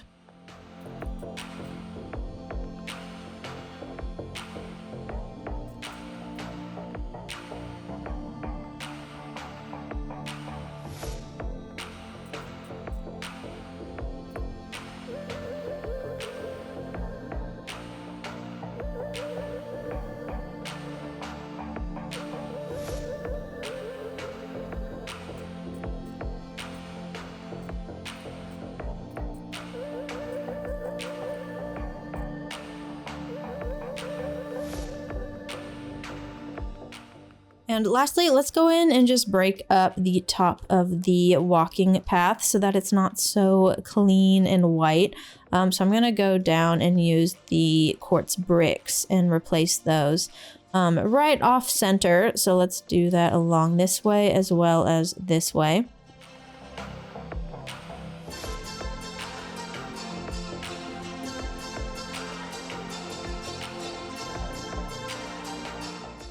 And then on either side of the quartz bricks, let's swap the solid quartz block for a stair.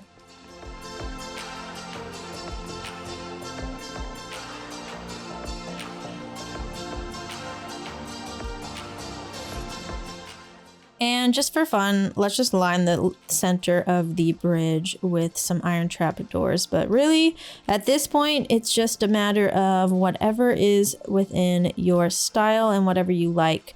But we just wanted to do something to break up all the clean white and add some shadows to it. So I've gone ahead and extended the other two bridges so they are the same size, just to align with this last modern one. But as you can see, they all do keep the same base size. And once you get this proportion, you can just repeat it all the way down the line.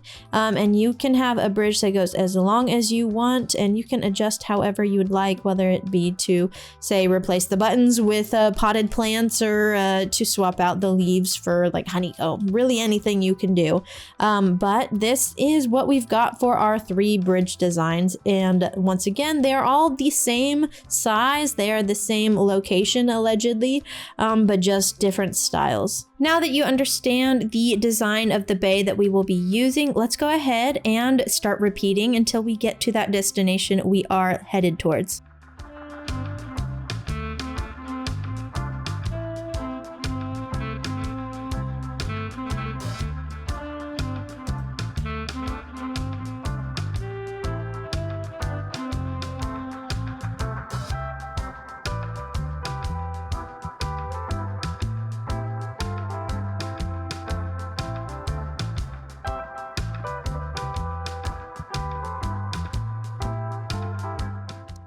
So this is how far we have made it with the bridge, and we actually have this moment right here where we go underground. So this is one thing we didn't talk about, is how to end the bridge. We do have a couple different ways. So the way that I have it set up is the bridge starts and ends both at ground level. So this one is up here, but we do have moments like this where we can either attach it to a build, or we can use stairs to get down, or you could even bring the land up to it. But then you've got these moments like this where it hits land and we decided to tunnel through. Now you may notice we've got another bridge that we've been working on, and we've been putting these techniques to the test. We are still working on finishing up our first bay design, but you'll have to wait until the next episode to see what we end up coming up with for the final design. And I should probably go ahead and show you the inside of the tunnel. It's very simple. We considered trying more colorful block palettes, but I honestly just wanted it to feel like it was carved out of the land, and so we kept a lot of the stone. This area specifically is where all the mossy stone bricks come into play, and we've got some tuff as well. So it just made more sense for this space to be a little bit more humid. We've got some roots coming in as if it is dilapidated, and I really like how that tunnel worked out, especially from a distance. Soon enough, we're going to have an entirely new bridge up here that heads in that direction for some future projects that I won't spoil too much of, but we have talked a little bit about them on stream. So if you want to see me finish this bridge, check me out live. I am typically live every Monday, Wednesday, and Friday around 2 p.m. CST.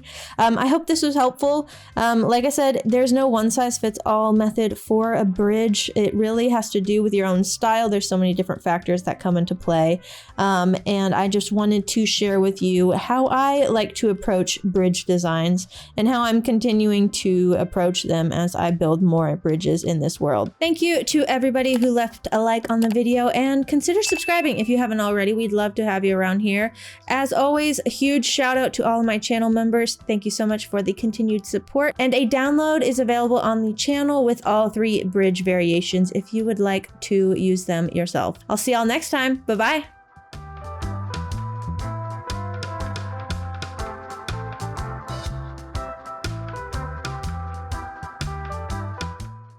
Today's video is all about revenge. Specifically, my revenge on one of my most hated enemies in Minecraft, the magma cubes. These little bouncy jerks have tormented me for way too long, and I'm done letting them get away with it. So what did I do? Well, I built a farm that feeds them to frogs out of spite. Let's get started.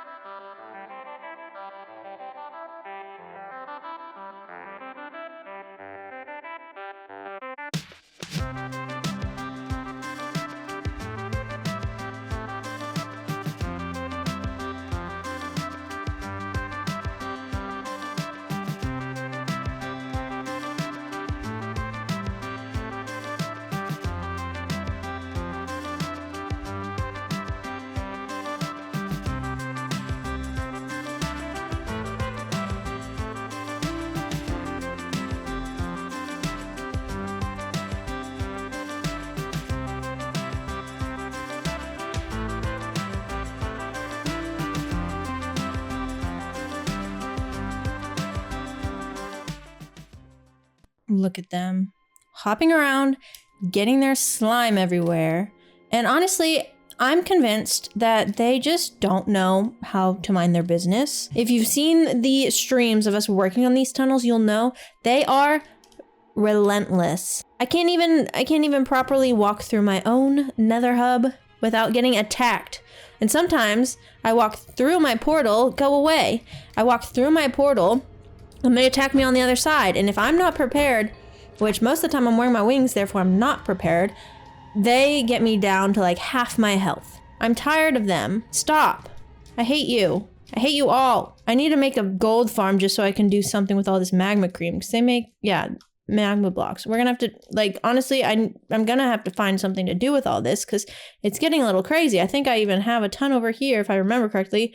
No, I took it in, I stored it, but we have a ton of magma cream just from existing in the nether, and I've had it. I've decided that it's time for revenge, so we're going to feed them to frogs. Why? Because I can. And honestly, I'm looking forward to watching them suffer. They're going down. Magma cubes spawn in basalt deltas, which, as you probably noticed, that is the exact biome our nether hub resides in, and thus the reason for this infestation in the first place. Luckily for me, that means we don't have to go very far to build the farm. I've mentioned before that we are going to be primarily using the nether proper for travel and highways so that we can reserve the nether roof for farms, meaning we need to get on top of the nether roof for this. I've had this beacon here for a while as we worked on the nether tunnels, but it's gotten to the point now where half the time it's not even active anyway, so I don't mind moving it, but it's kind of hard to find a location with just one solid piece of bedrock above, so I have been hesitant to move it since, but we're gonna take this down, and I've got this scaffolding that goes all the way up. We are going to make our way to the nether roof. Okay, we made it up to the top, and didn't bring ladders, so let's go ahead and craft some. I can't be bothered to go all the way back down. Turn this into crafting table, turn this into sticks and ladders, pick this and pick up this. So we're gonna okay, we're good. Oh, that scared me. Okay, let's go ahead and hop up and bam.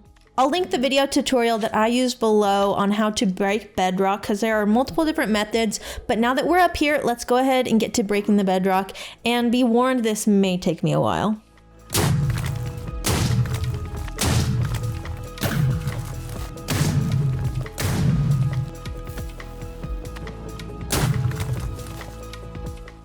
What? How did I get it that incorrect? It's supposed to be this one. Okay, well I did it, but the wrong one. What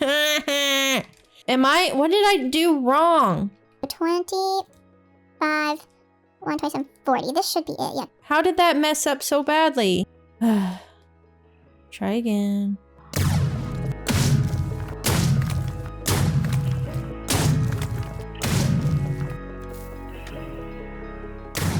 Oh, it worked! Yeah! Sorry, my deep voice came out there a second. Okay, we did it. We have roof access. Let's put some torches here. Grab some ladders. Okay, and we didn't even use an entire stack of TNT, only half of one. Okay, well, we're on the roof. Okay, so a little change of plans. I originally wanted to go up to the roof here and then down here, but the block that would have been up here is double bedrock. And I thought I was going to be able to break both of them. Turns out, seems like a little more work than I want to do. So we moved it here, which actually worked perfectly because it lines up with this door. So I think I can work it in with the rest of the nether hub pretty easily if I want. Honestly, we could have this be the up, wall this off, and then down is just through this door, which honestly, this door didn't have much of a purpose anyway. But we're going to make the drop. And I've not done this yet. I just put some powdered snow in. I'm really nervous that the powdered snow is just gonna like melt in the nether, even though it shouldn't. But we got powdered snow in. I filled this all with glass. It should work, but if I don't make it, that's unfortunate. Well, let's hope for the best. I'm nervous. I'd never do powdered snow drops. I always just do water buckets, but we can't do that in the nether. So it's like I don't have that trust established already. So we'll see. A long ways up. Hopefully once we actually have this set up, it'll be a little faster. But we should be able to get down quicker. I don't like it. Okay, it's fine. Okay, we're good. Sweet. That was like such a soft landing. So much tension for no reason. We've made some technological advancements. So now if I just run in here, watch how quick we get up. Amazing. Amazing. And we have frogs. We should talk about that.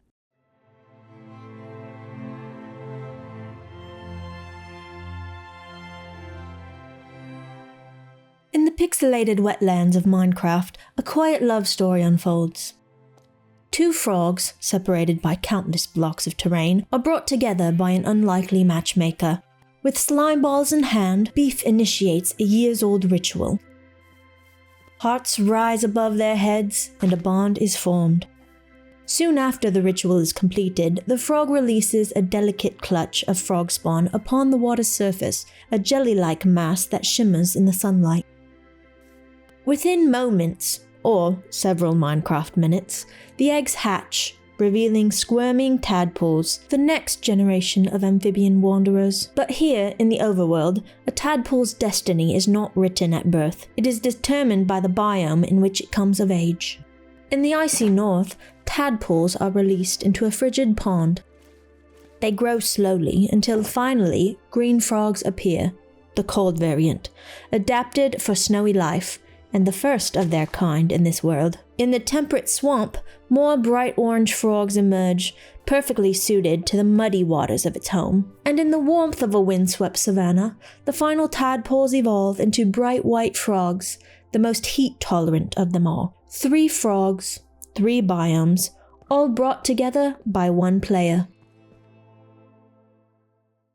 So now that we've got all of the frogs, let's get started on building this farm. I've got all the supplies I need here, and I do want to mention we are going to be using the Sugarcraft farm tutorial, which I will link down below, but we are altering it slightly just to fit within our own aesthetic goals. So you'll see we do have a couple of weird materials here that aren't a part of it. But let's go ahead and get started on the bottom portion, which is where the sorting is going to happen, and the collection system. Instead of having hoppers lead into a handful of double chests at the front of the farm, we're actually just going to collect them all in one point and set them up into an auto sorting system later. So that is one thing that's a little bit different from the original tutorial, and we're actually going to go ahead and use a single minecart rather than the 9 that they show in the tutorial. So the minecart is just going to loop back and forth and then deposit everything in the hoppers along the way, and it should be enough to where we don't have to worry too much about it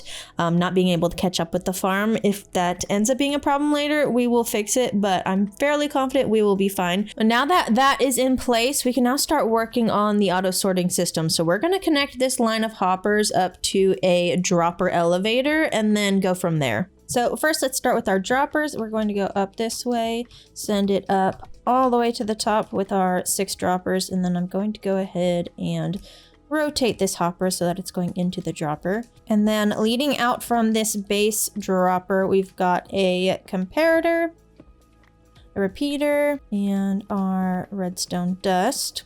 Now, facing into the redstone, we've got our observer. Now, on top of the observer, we're going to go all the way to the top with more observers. And then down the side, we've just got to point some observers in this direction. Did I mess it up? I think I messed it up. Oh, this is messed up. Now, if it's set up correctly, this should all end up at the top. And I'm like, yeah, I should. Oh, I forgot. It doesn't just like hold it. Oops. Well, it's working. Will I remember how to do that later? Probably not. We should have 59. Sweet. It works. Nice.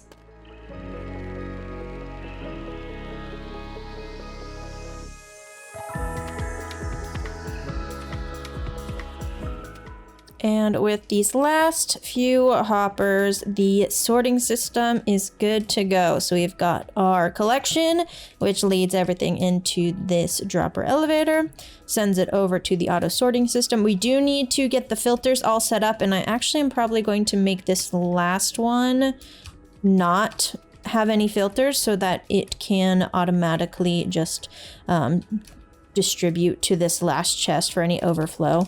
But that is everything for this auto sorting system. And I also am trying to make sure that everything is spawn proof as I go. So we're gonna go ahead and cover these up with torches.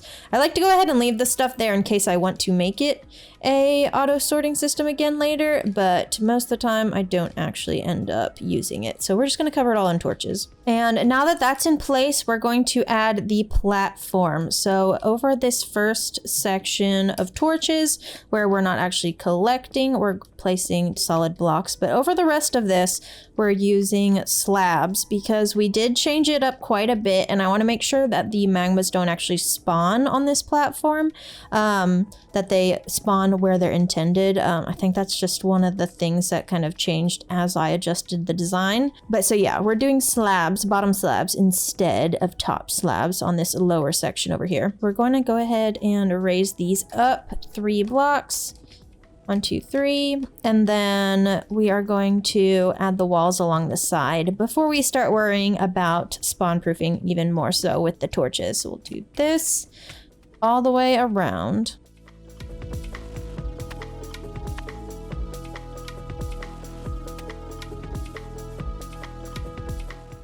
All right, now that that is in place, we are going to build out the platforms using skulk blocks. So we're going out 9 deep on each side to make like a little cross shape.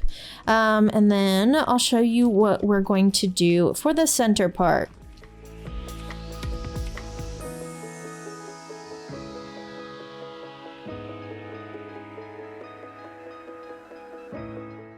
One other thing that we are switching up in this design is they typically just use chains, which we will be doing that, but we're actually going to be going in and using a combination of chains, end rods, and iron bars just to make it a little bit different, add some lighting just to this area, and this is what holds the magmas until they break down and are small enough for the frogs to eat them.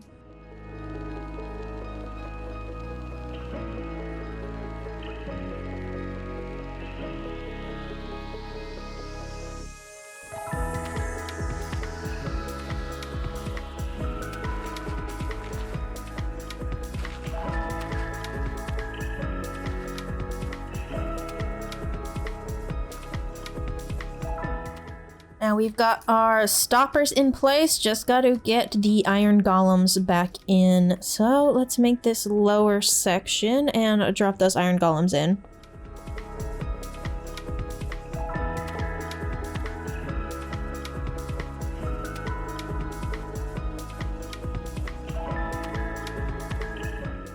And the golems are in place. Really, all we've got to do is get the glass all placed in before we get the frogs moved into their locations, and then just a couple other things before we can try out the farm and make sure it's working.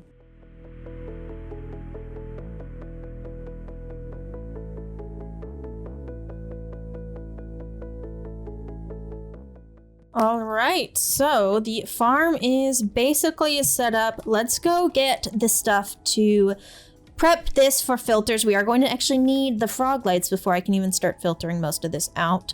But we will need to get our like oddly named stone and dirt that we have lying around to act as the filter. So let's go grab that along with a couple other materials, and then we can kind of get going on getting this all set up.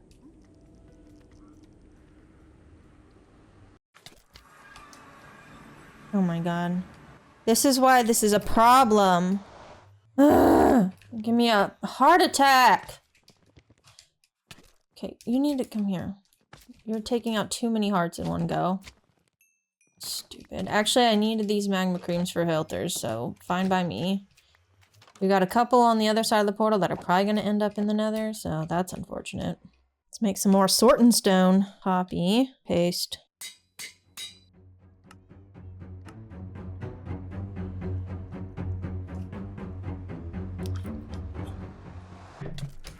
I wasn't ready for that.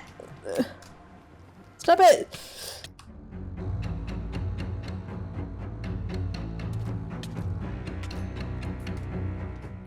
Oh my goodness, that was so close. Oh!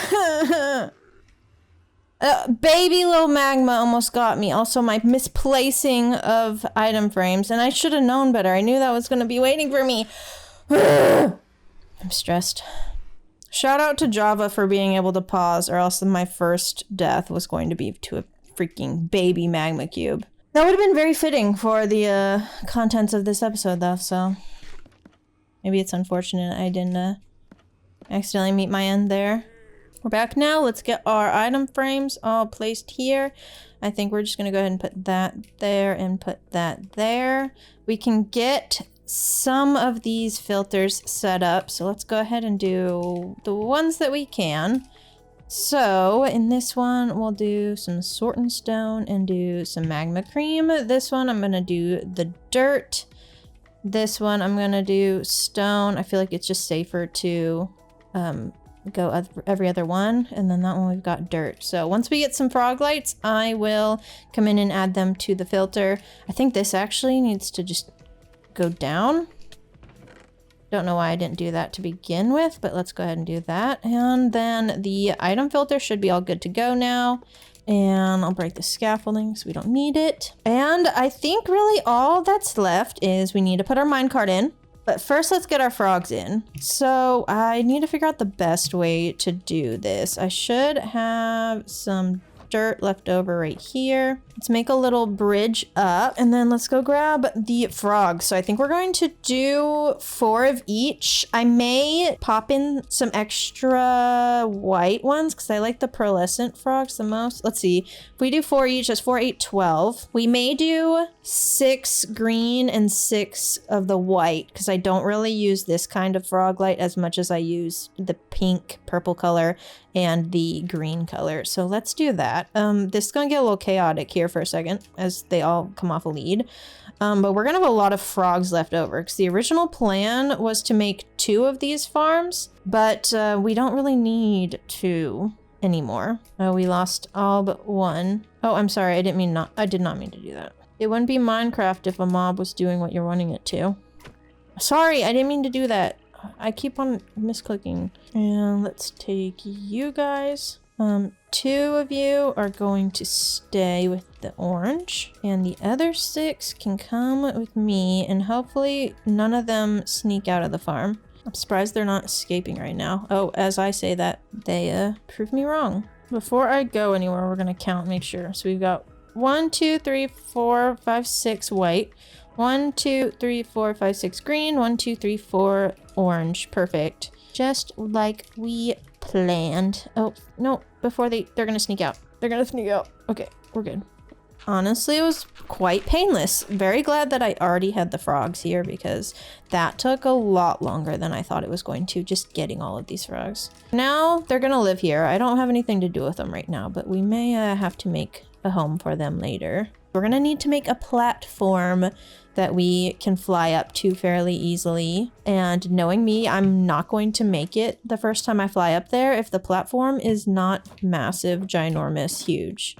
So we're going to make a somewhat colorful platform just so we can land on it and also see it. So let's scaffold up and make our platform, and this farm should actually start working, which actually, while I'm thinking about it, we need the minecart or it's not even going to start. I'm so excited to finally have froglights. I love froglights. One of my favorites. We need to go up 112 blocks. I don't think I have enough scaffolding for that. Hold on, math. Wait, do I have just enough scaffolding? I have this is 112 exactly, so I'm gonna have 1 scaffolding left. Nice.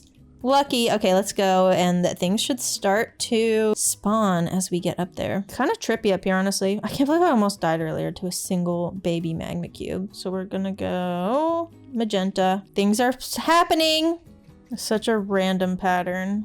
I wish there was actually some logic to this, but I can't say that there is. I don't know if I can get these back. No! We're gonna put end rods on the orange. There's our platform. This kind of looks funny, I'm gonna be honest, but I don't care. I should be able to find it easily, so that's all that matters. Why is this here? Why did I do that? Okay, we need to fix that. So pink, orange, green.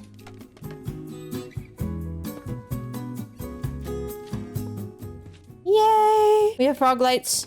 Oh wait, wait, don't I get a thing if I hold all 3 of them? Am I gonna get that, or is this achievement gonna be broken like sometimes it is in my world? There it is.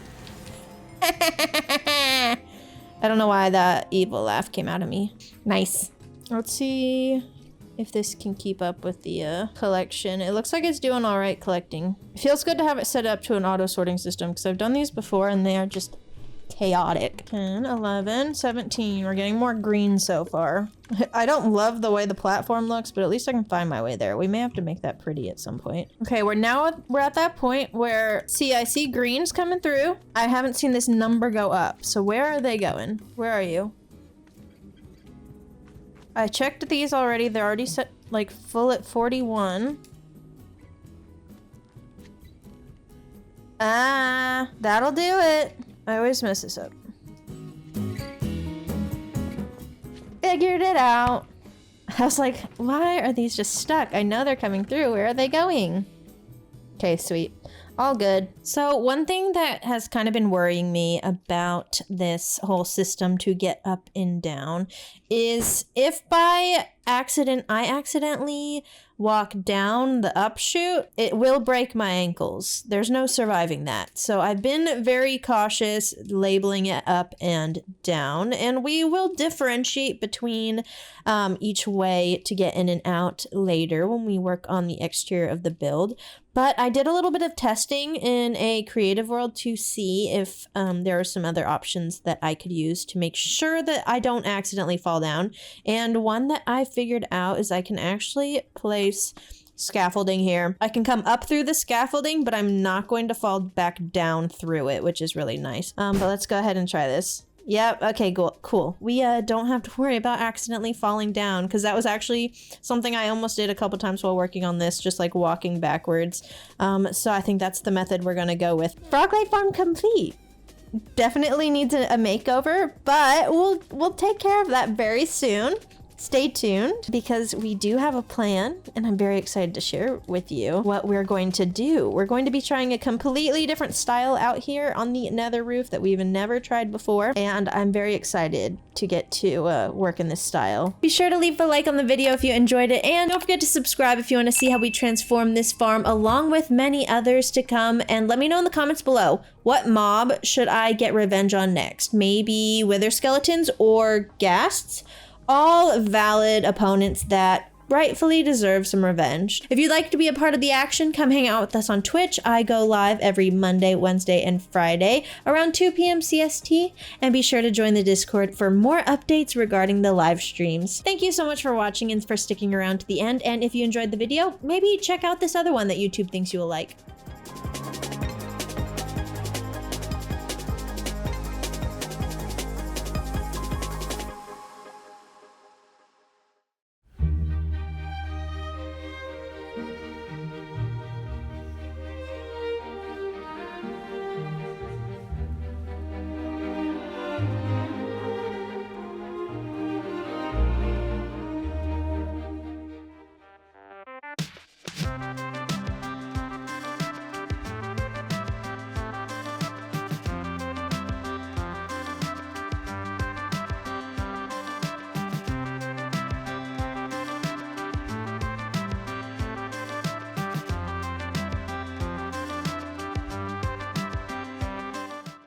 Last episode we worked on this Froglight Farm, and it's about time that we go ahead and upgrade it so that it is a little bit prettier. We do already have an idea for the design for this farm, and what we are kind of going with is the nether roof feels very desolate in my opinion, and we actually worked on this on a live stream, so come join us on the live streams. It is twitch.tv/madsbeef, or you can join on YouTube, but we decided on a live stream that we were going to go with a more sci-fi theme theme, which I have not worked with a sci-fi theme at all, like ever in Minecraft. But the reason why we came up with that is because, like I was saying, it feels very desolate on the nether roof. It almost feels like an alternate planet that has just not been explored at all. And so we wanted to encapsulate that feeling, and we're going to embrace that sci-fi feel. But that being said, leave a comment down below of other like sci-fi movies or TV series recommendations, because I do get a lot of inspiration from pop culture, and that's the best way I know how to like emulate different build styles is through what I observe in the world, whether it be through media or real life buildings. So I am very open to other sci-fi recommendations, because we're gonna have a lot of other farms on this roof that are going to hopefully encapsulate that sci-fi theme as well. I do want to embrace that while we're up here. So I do have the materials here, but I'm not going to show them to you just yet, because we're actually going to do a little special installment of the stack market. So are you ready? Are you ready? Let's do that. Hello there. Welcome to the second installment of the stack market. This game will take a little bit of skill and a little bit of luck. That being said, those who joined the live stream may have somewhat of an advantage. Now, I'm going to show you 4 different time lapses, and I want you to guess which item required the highest quantity of stacks in regards to the upcoming build. First, we're going to take a look at option A, blue terracotta.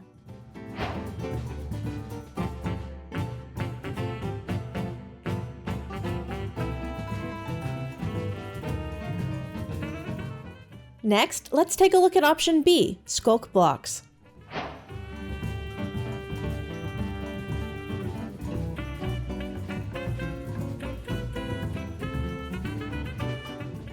Third, we're going to head to the end and take a look at option C, purple blocks.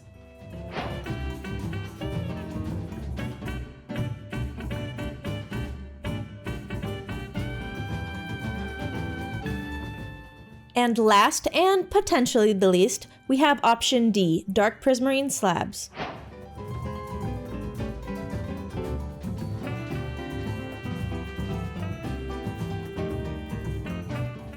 Comment down below what you think I needed the most stacks of for today's build. If you guess correctly, you win bragging rights and an ego boost. A quiz is available on my channel where you can lock in your guess and find out the correct answer. Thanks for playing the stack market. We'll see you next time. Now that we have all the materials we need, it's time to start transforming this Froglight farm.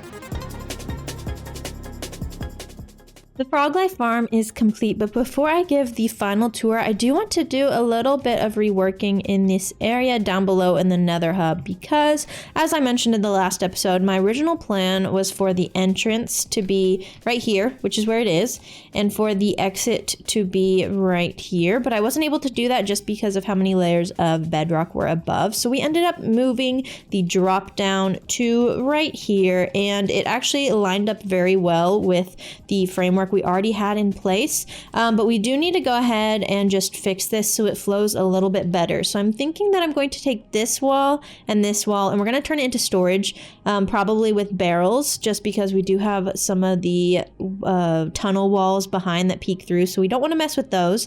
And then I think I'm going to rework this staircase so that instead of going down, we're going to stay on this level here and kind of enter right here, and then have the up on this side and then the down on this side, and then we'll fix all this up so it's a lot prettier, and most importantly, spawn proof. We do not want them spawning in here anymore. I do still have some occasionally spawn over here, but we added a ton of buttons and pressure plates all around. We've got a lot of skulk veins, and for the most part they don't spawn too often in this area. I do have a couple of spawnable blocks right here on the staircase just so that we're able to use slabs to go up and down. But I can handle the occasional magma cube. I really just don't like when they spawn near my portal, because then we have problems like we did in the last episode, which if you didn't watch that episode, you should go and check it out. I had a lot of fun recording it and it was really goofy, but be sure to check it out if you want to support. I would really appreciate it. Anyways, let's get into working on rearranging this area. So let's start out with this wall, because I am going to have to rework that up shoot on this side, but I don't have too much to do on this side. So we're going to take these out, and I'm definitely going to have to bring in a lot of scaffolding to get up here. The one thing that I don't love about the soul sand floor is it just completely distorts your FOV every time you step on it. So everything just seems extremely tall, but it's a compromise that I'm willing to make in order to have the soul speed. It's definitely nice having it. So I'm going to start at the top here. This actually might be a little tricky since we don't have blocks behind it to kind of like place the barrel against, but I'm going to do my best to make it work without causing too many problems. I think I can get it at the angle just right. We do have that problem too, where we accidentally open the barrels every time, but I think if I'm careful, I can do this. Yep, kind of up and down the scaffolding. I'm going to go ahead and get this barrel wall into place. I'm not going to make you guys watch me struggle to put them all in, and then we'll get moving on with the next section.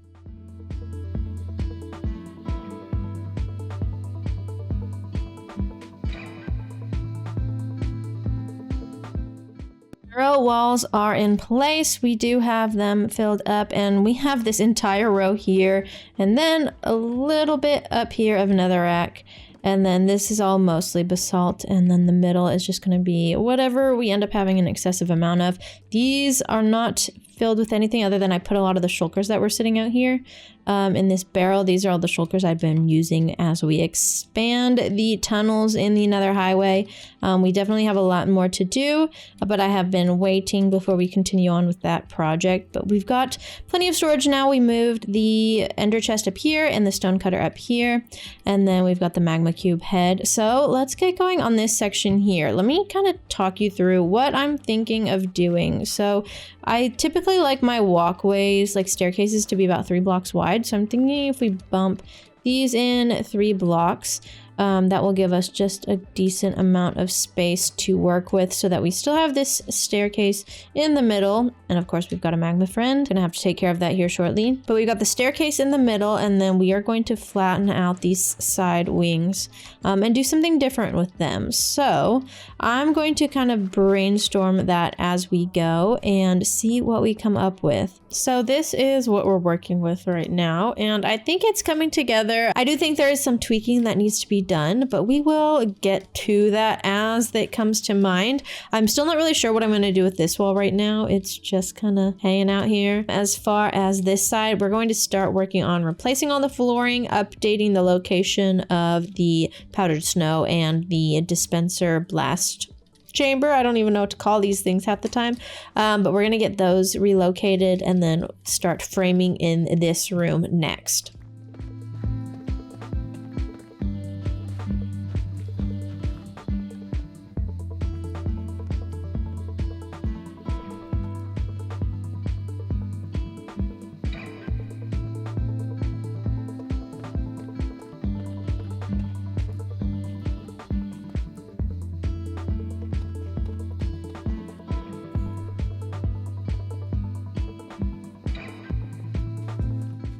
We're making some progress. I still am working on like tweaking what we can. I added this leaf wall with the pale oak leaves, which actually really like. I knew they looked good with tuff, but I hadn't seen it side by side. I feel like it works well with this situation because I love to put the glowstone behind leaves just to get the light, but not necessarily have the dramatic glowstone texture. So that's what we've got going on here. And I did that on this side too, but then I came across the issue with I couldn't put the trapdoors over both copper bulbs. So we're gonna have to push this this back a little bit. And for some reason, I want to bring in a lot more color on this wall. I may do like a collage painting wall or something. This just, I feel like needs some extra love. And I've been looking at this ceiling as we go through, and I really don't like this band of crimson. So I want to think of other things that we can do. We're starting to incorporate some spruce colors with the barrels, and I can maybe use something with that here, but I'm really not convinced that that is the direction that I want to go. And I also feel like this room could use some of like these chandeliers, but with the normal lanterns rather than the soul lanterns. So we're going to work on making those adjustments as well and see what we come up with.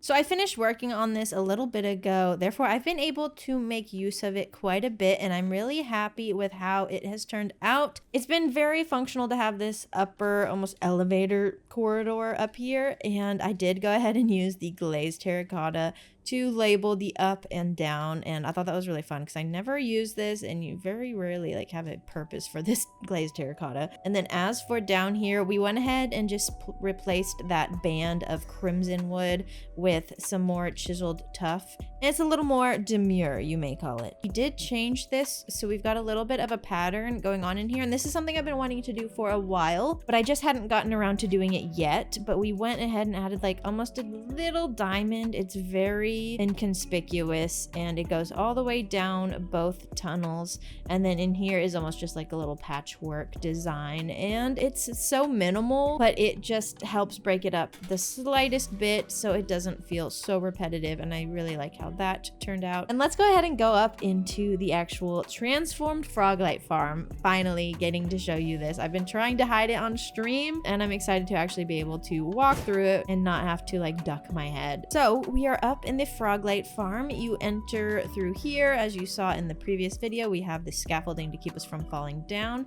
and this is the base of the farm with all the frogs. You can see the little stoppers, the pattern of end rods that keep the magma cubes from falling down when they're too large. We've got the storage on this side. Let's see how we're doing. I did use quite a bit of the pearlescent froglights at one point in the design, especially like right out here. So as you saw, this is up, and this is how we get down. So when I originally made the design, I really wanted to make sure that it was clear that one was different than the other because I didn't want to accidentally fall down here. But then we figured out the scaffolding trick, so that's not as big of a problem, but it is still a big part of what like drove the design, was getting this to feel like it's just a completely different access point. Whereas I feel like if they both look the same, I may have accidentally just fallen down the wrong way and broken my ankles. Yeah, we did use a lot of the blue terracotta. I really like that color and how it pulls into the rest of the palette. There's a lot of sculk blocks. We've got a lot of oxidized copper, and then a lot of quartz. So we've got the quartz pillars with a chiseled quartz block at the base, and then we've got this design in the archways with quartz slabs and stairs all throughout. And then as we walk out here, so this is the part that's really supposed to feel like the spacey designs. The inside's not as spacey. This is more aesthetic, but this is where it starts to feel almost like this transition into the outer planet. I wish I could actually do like a sanitization chamber, I feel like is what it would be the equivalent of. And I wish I could properly like show that with glass, but unfortunately we still can't put glass up to stairs, and I really wish we could, because that would be a game changer. I don't know why, but for some reason this build reminds me of a SpongeBob building. Like, I feel like this entrance is giving Sandy's house entrance, her dome. And then something with the crimson trapdoors making these lines reminds me of like the Krusty Krab. I don't even know. But I do get big SpongeBob vibes for some reason, unintentionally from this build. But this is what we are working with on the outside. There's purely functional aspects of it. Like this is just framing the farm itself and then supporting the farm. And then down here, we've just tried to block out what we could to make sure that these portions of the interior stay covered. So like these areas specifically where I'm popping out the wall 3 layers, like we've got sculk block, we've got the prismarine stairs, and then we've got purple back here, and then some warped wood. That's 3 layers of wall back here. So we had to find a way to cover that up. You can even see some of that warped wood popping out back here. And even at some points I didn't actually cover it up, I just used it to form the exterior of the build. And then in other situations we did build full-on walls to cover it, but it makes it look way more functional based rather than just like aesthetic based. And I feel like that's pretty true to sci-fi style design. Around here we are using this to cover the auto sorting system. This is covering the dropper elevator that brings the items to the auto sorting system. And then you'll notice we've got a ton of trapdoors. So if you look at it top down, it's primarily iron trapdoors, and that's what I'm using it for, spawn proofing. We do have some areas like here where we've just got bottom slabs. We also have some bottom slabs here, but overall it's a very unique design as opposed to like all the other things that I've come up with in the past, and I had a lot of fun making it. It was a challenge. I think I learned a lot from it that's going to apply in future builds, and I'm sure if I did it all over again things would change once more, but for the purpose of trying something new, I am happy with how it turned out. Especially like from a distance, I do feel like it feels as if there's just been this base that landed on top of this desolate planet, and that is the vibe that we were going for. It really does feel so good to finally have this build completed and to be able to share it with you. And if you enjoyed this build, this project, let me know in the comments down below what other types of nether farms you'd like to see me try to transform on the nether roof. I'm really looking forward to trying to continue working in this style as we continue building more farms up here. So that is going to do it for this episode. If you stuck around to the end, thank you so much as always. I really do appreciate you. And I gotta go ahead and remind you, don't forget to lock in your answers for the stack market on my community page on YouTube. And I haven't done this in a while, so I do want to go ahead and mention that if you are interested in joining our Discord server, it is always linked in the description of the videos. Feel free to come join us. That's where I give a lot of my updates as far as like streams and other stuff going on, and we would love to have you there. Please consider leaving a like on the video if you enjoyed it, as it really does help me out a ton. And I will see you all in the next episode. Thank you so much again. Bye-bye.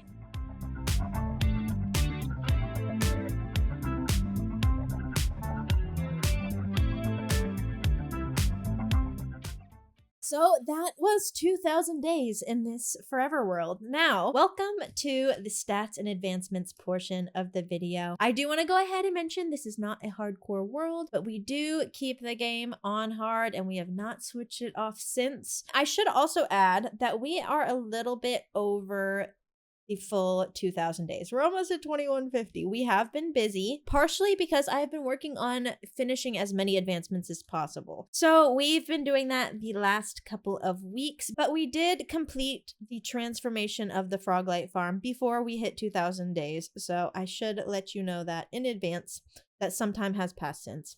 Now, let's go ahead and get into the stats and advancements. For the advancements, we do have a lot completed, but not 100% yet. So the ones we have remaining are the whole pack. We are missing 3 wolf variants, so we are in the search for those.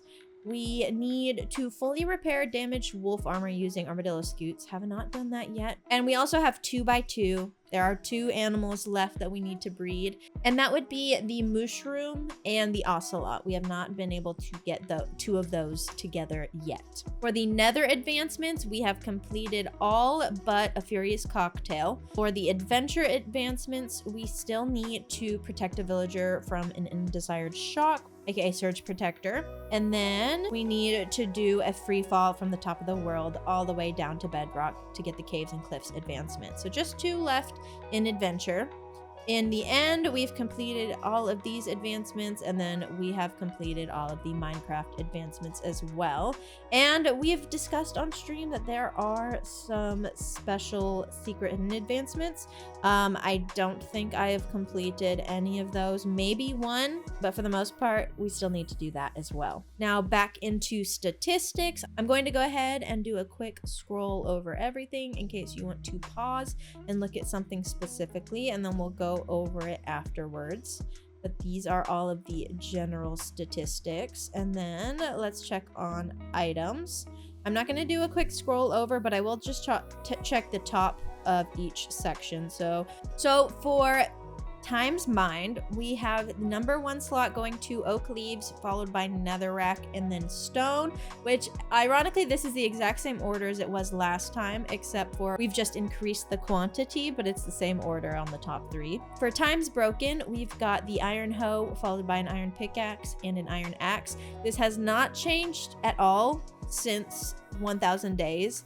And I think that makes a lot of sense because we've never broken any of these, and we try not to break them. And also I haven't used them at all in the last 1000 days, I think. So these have not changed at all. For at times crafted, we still have the same top 3 spots. So we've got sticks, oak planks, and spruce planks. For times used, #1 slot goes to the netherite pickaxe, which is what I figured would happen, followed by diamond pickaxe, and then the diamond hoe. So this did change quite a bit. We got some rearranging here in this section. For times picked up, we've got netherrack in the top spot, followed by stone and cobble deep slate, which previously we had wheat seeds up here and cobble deep slate was a lot lower. So it looks like we have rearranged that order. And for items dropped, we've got netherrack in first place, followed by bread, and then bones, which has changed orders as well.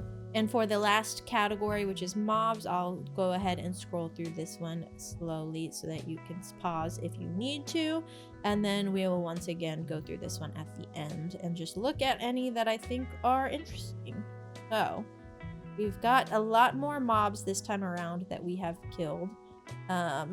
And it's interesting to see what has been added, especially as we've been going through the advancements. We've added items as we tried to get the monsters hunted advancement. But back in general statistics, I want to go ahead and look at damage taken first. We have significantly increased that number, but I mean, that was expected. If we keep going, now we've got distance by elytra. We've gone almost 850 kilometers. Distance by horse and minecart, basically the same as before. Ender chests open, 3,500. Interactions with beacon, we're now up to 27. So we have introduced beacons since the 1000 days video. Mob kills, we're at nearly 15,000. Jumps, 385,000.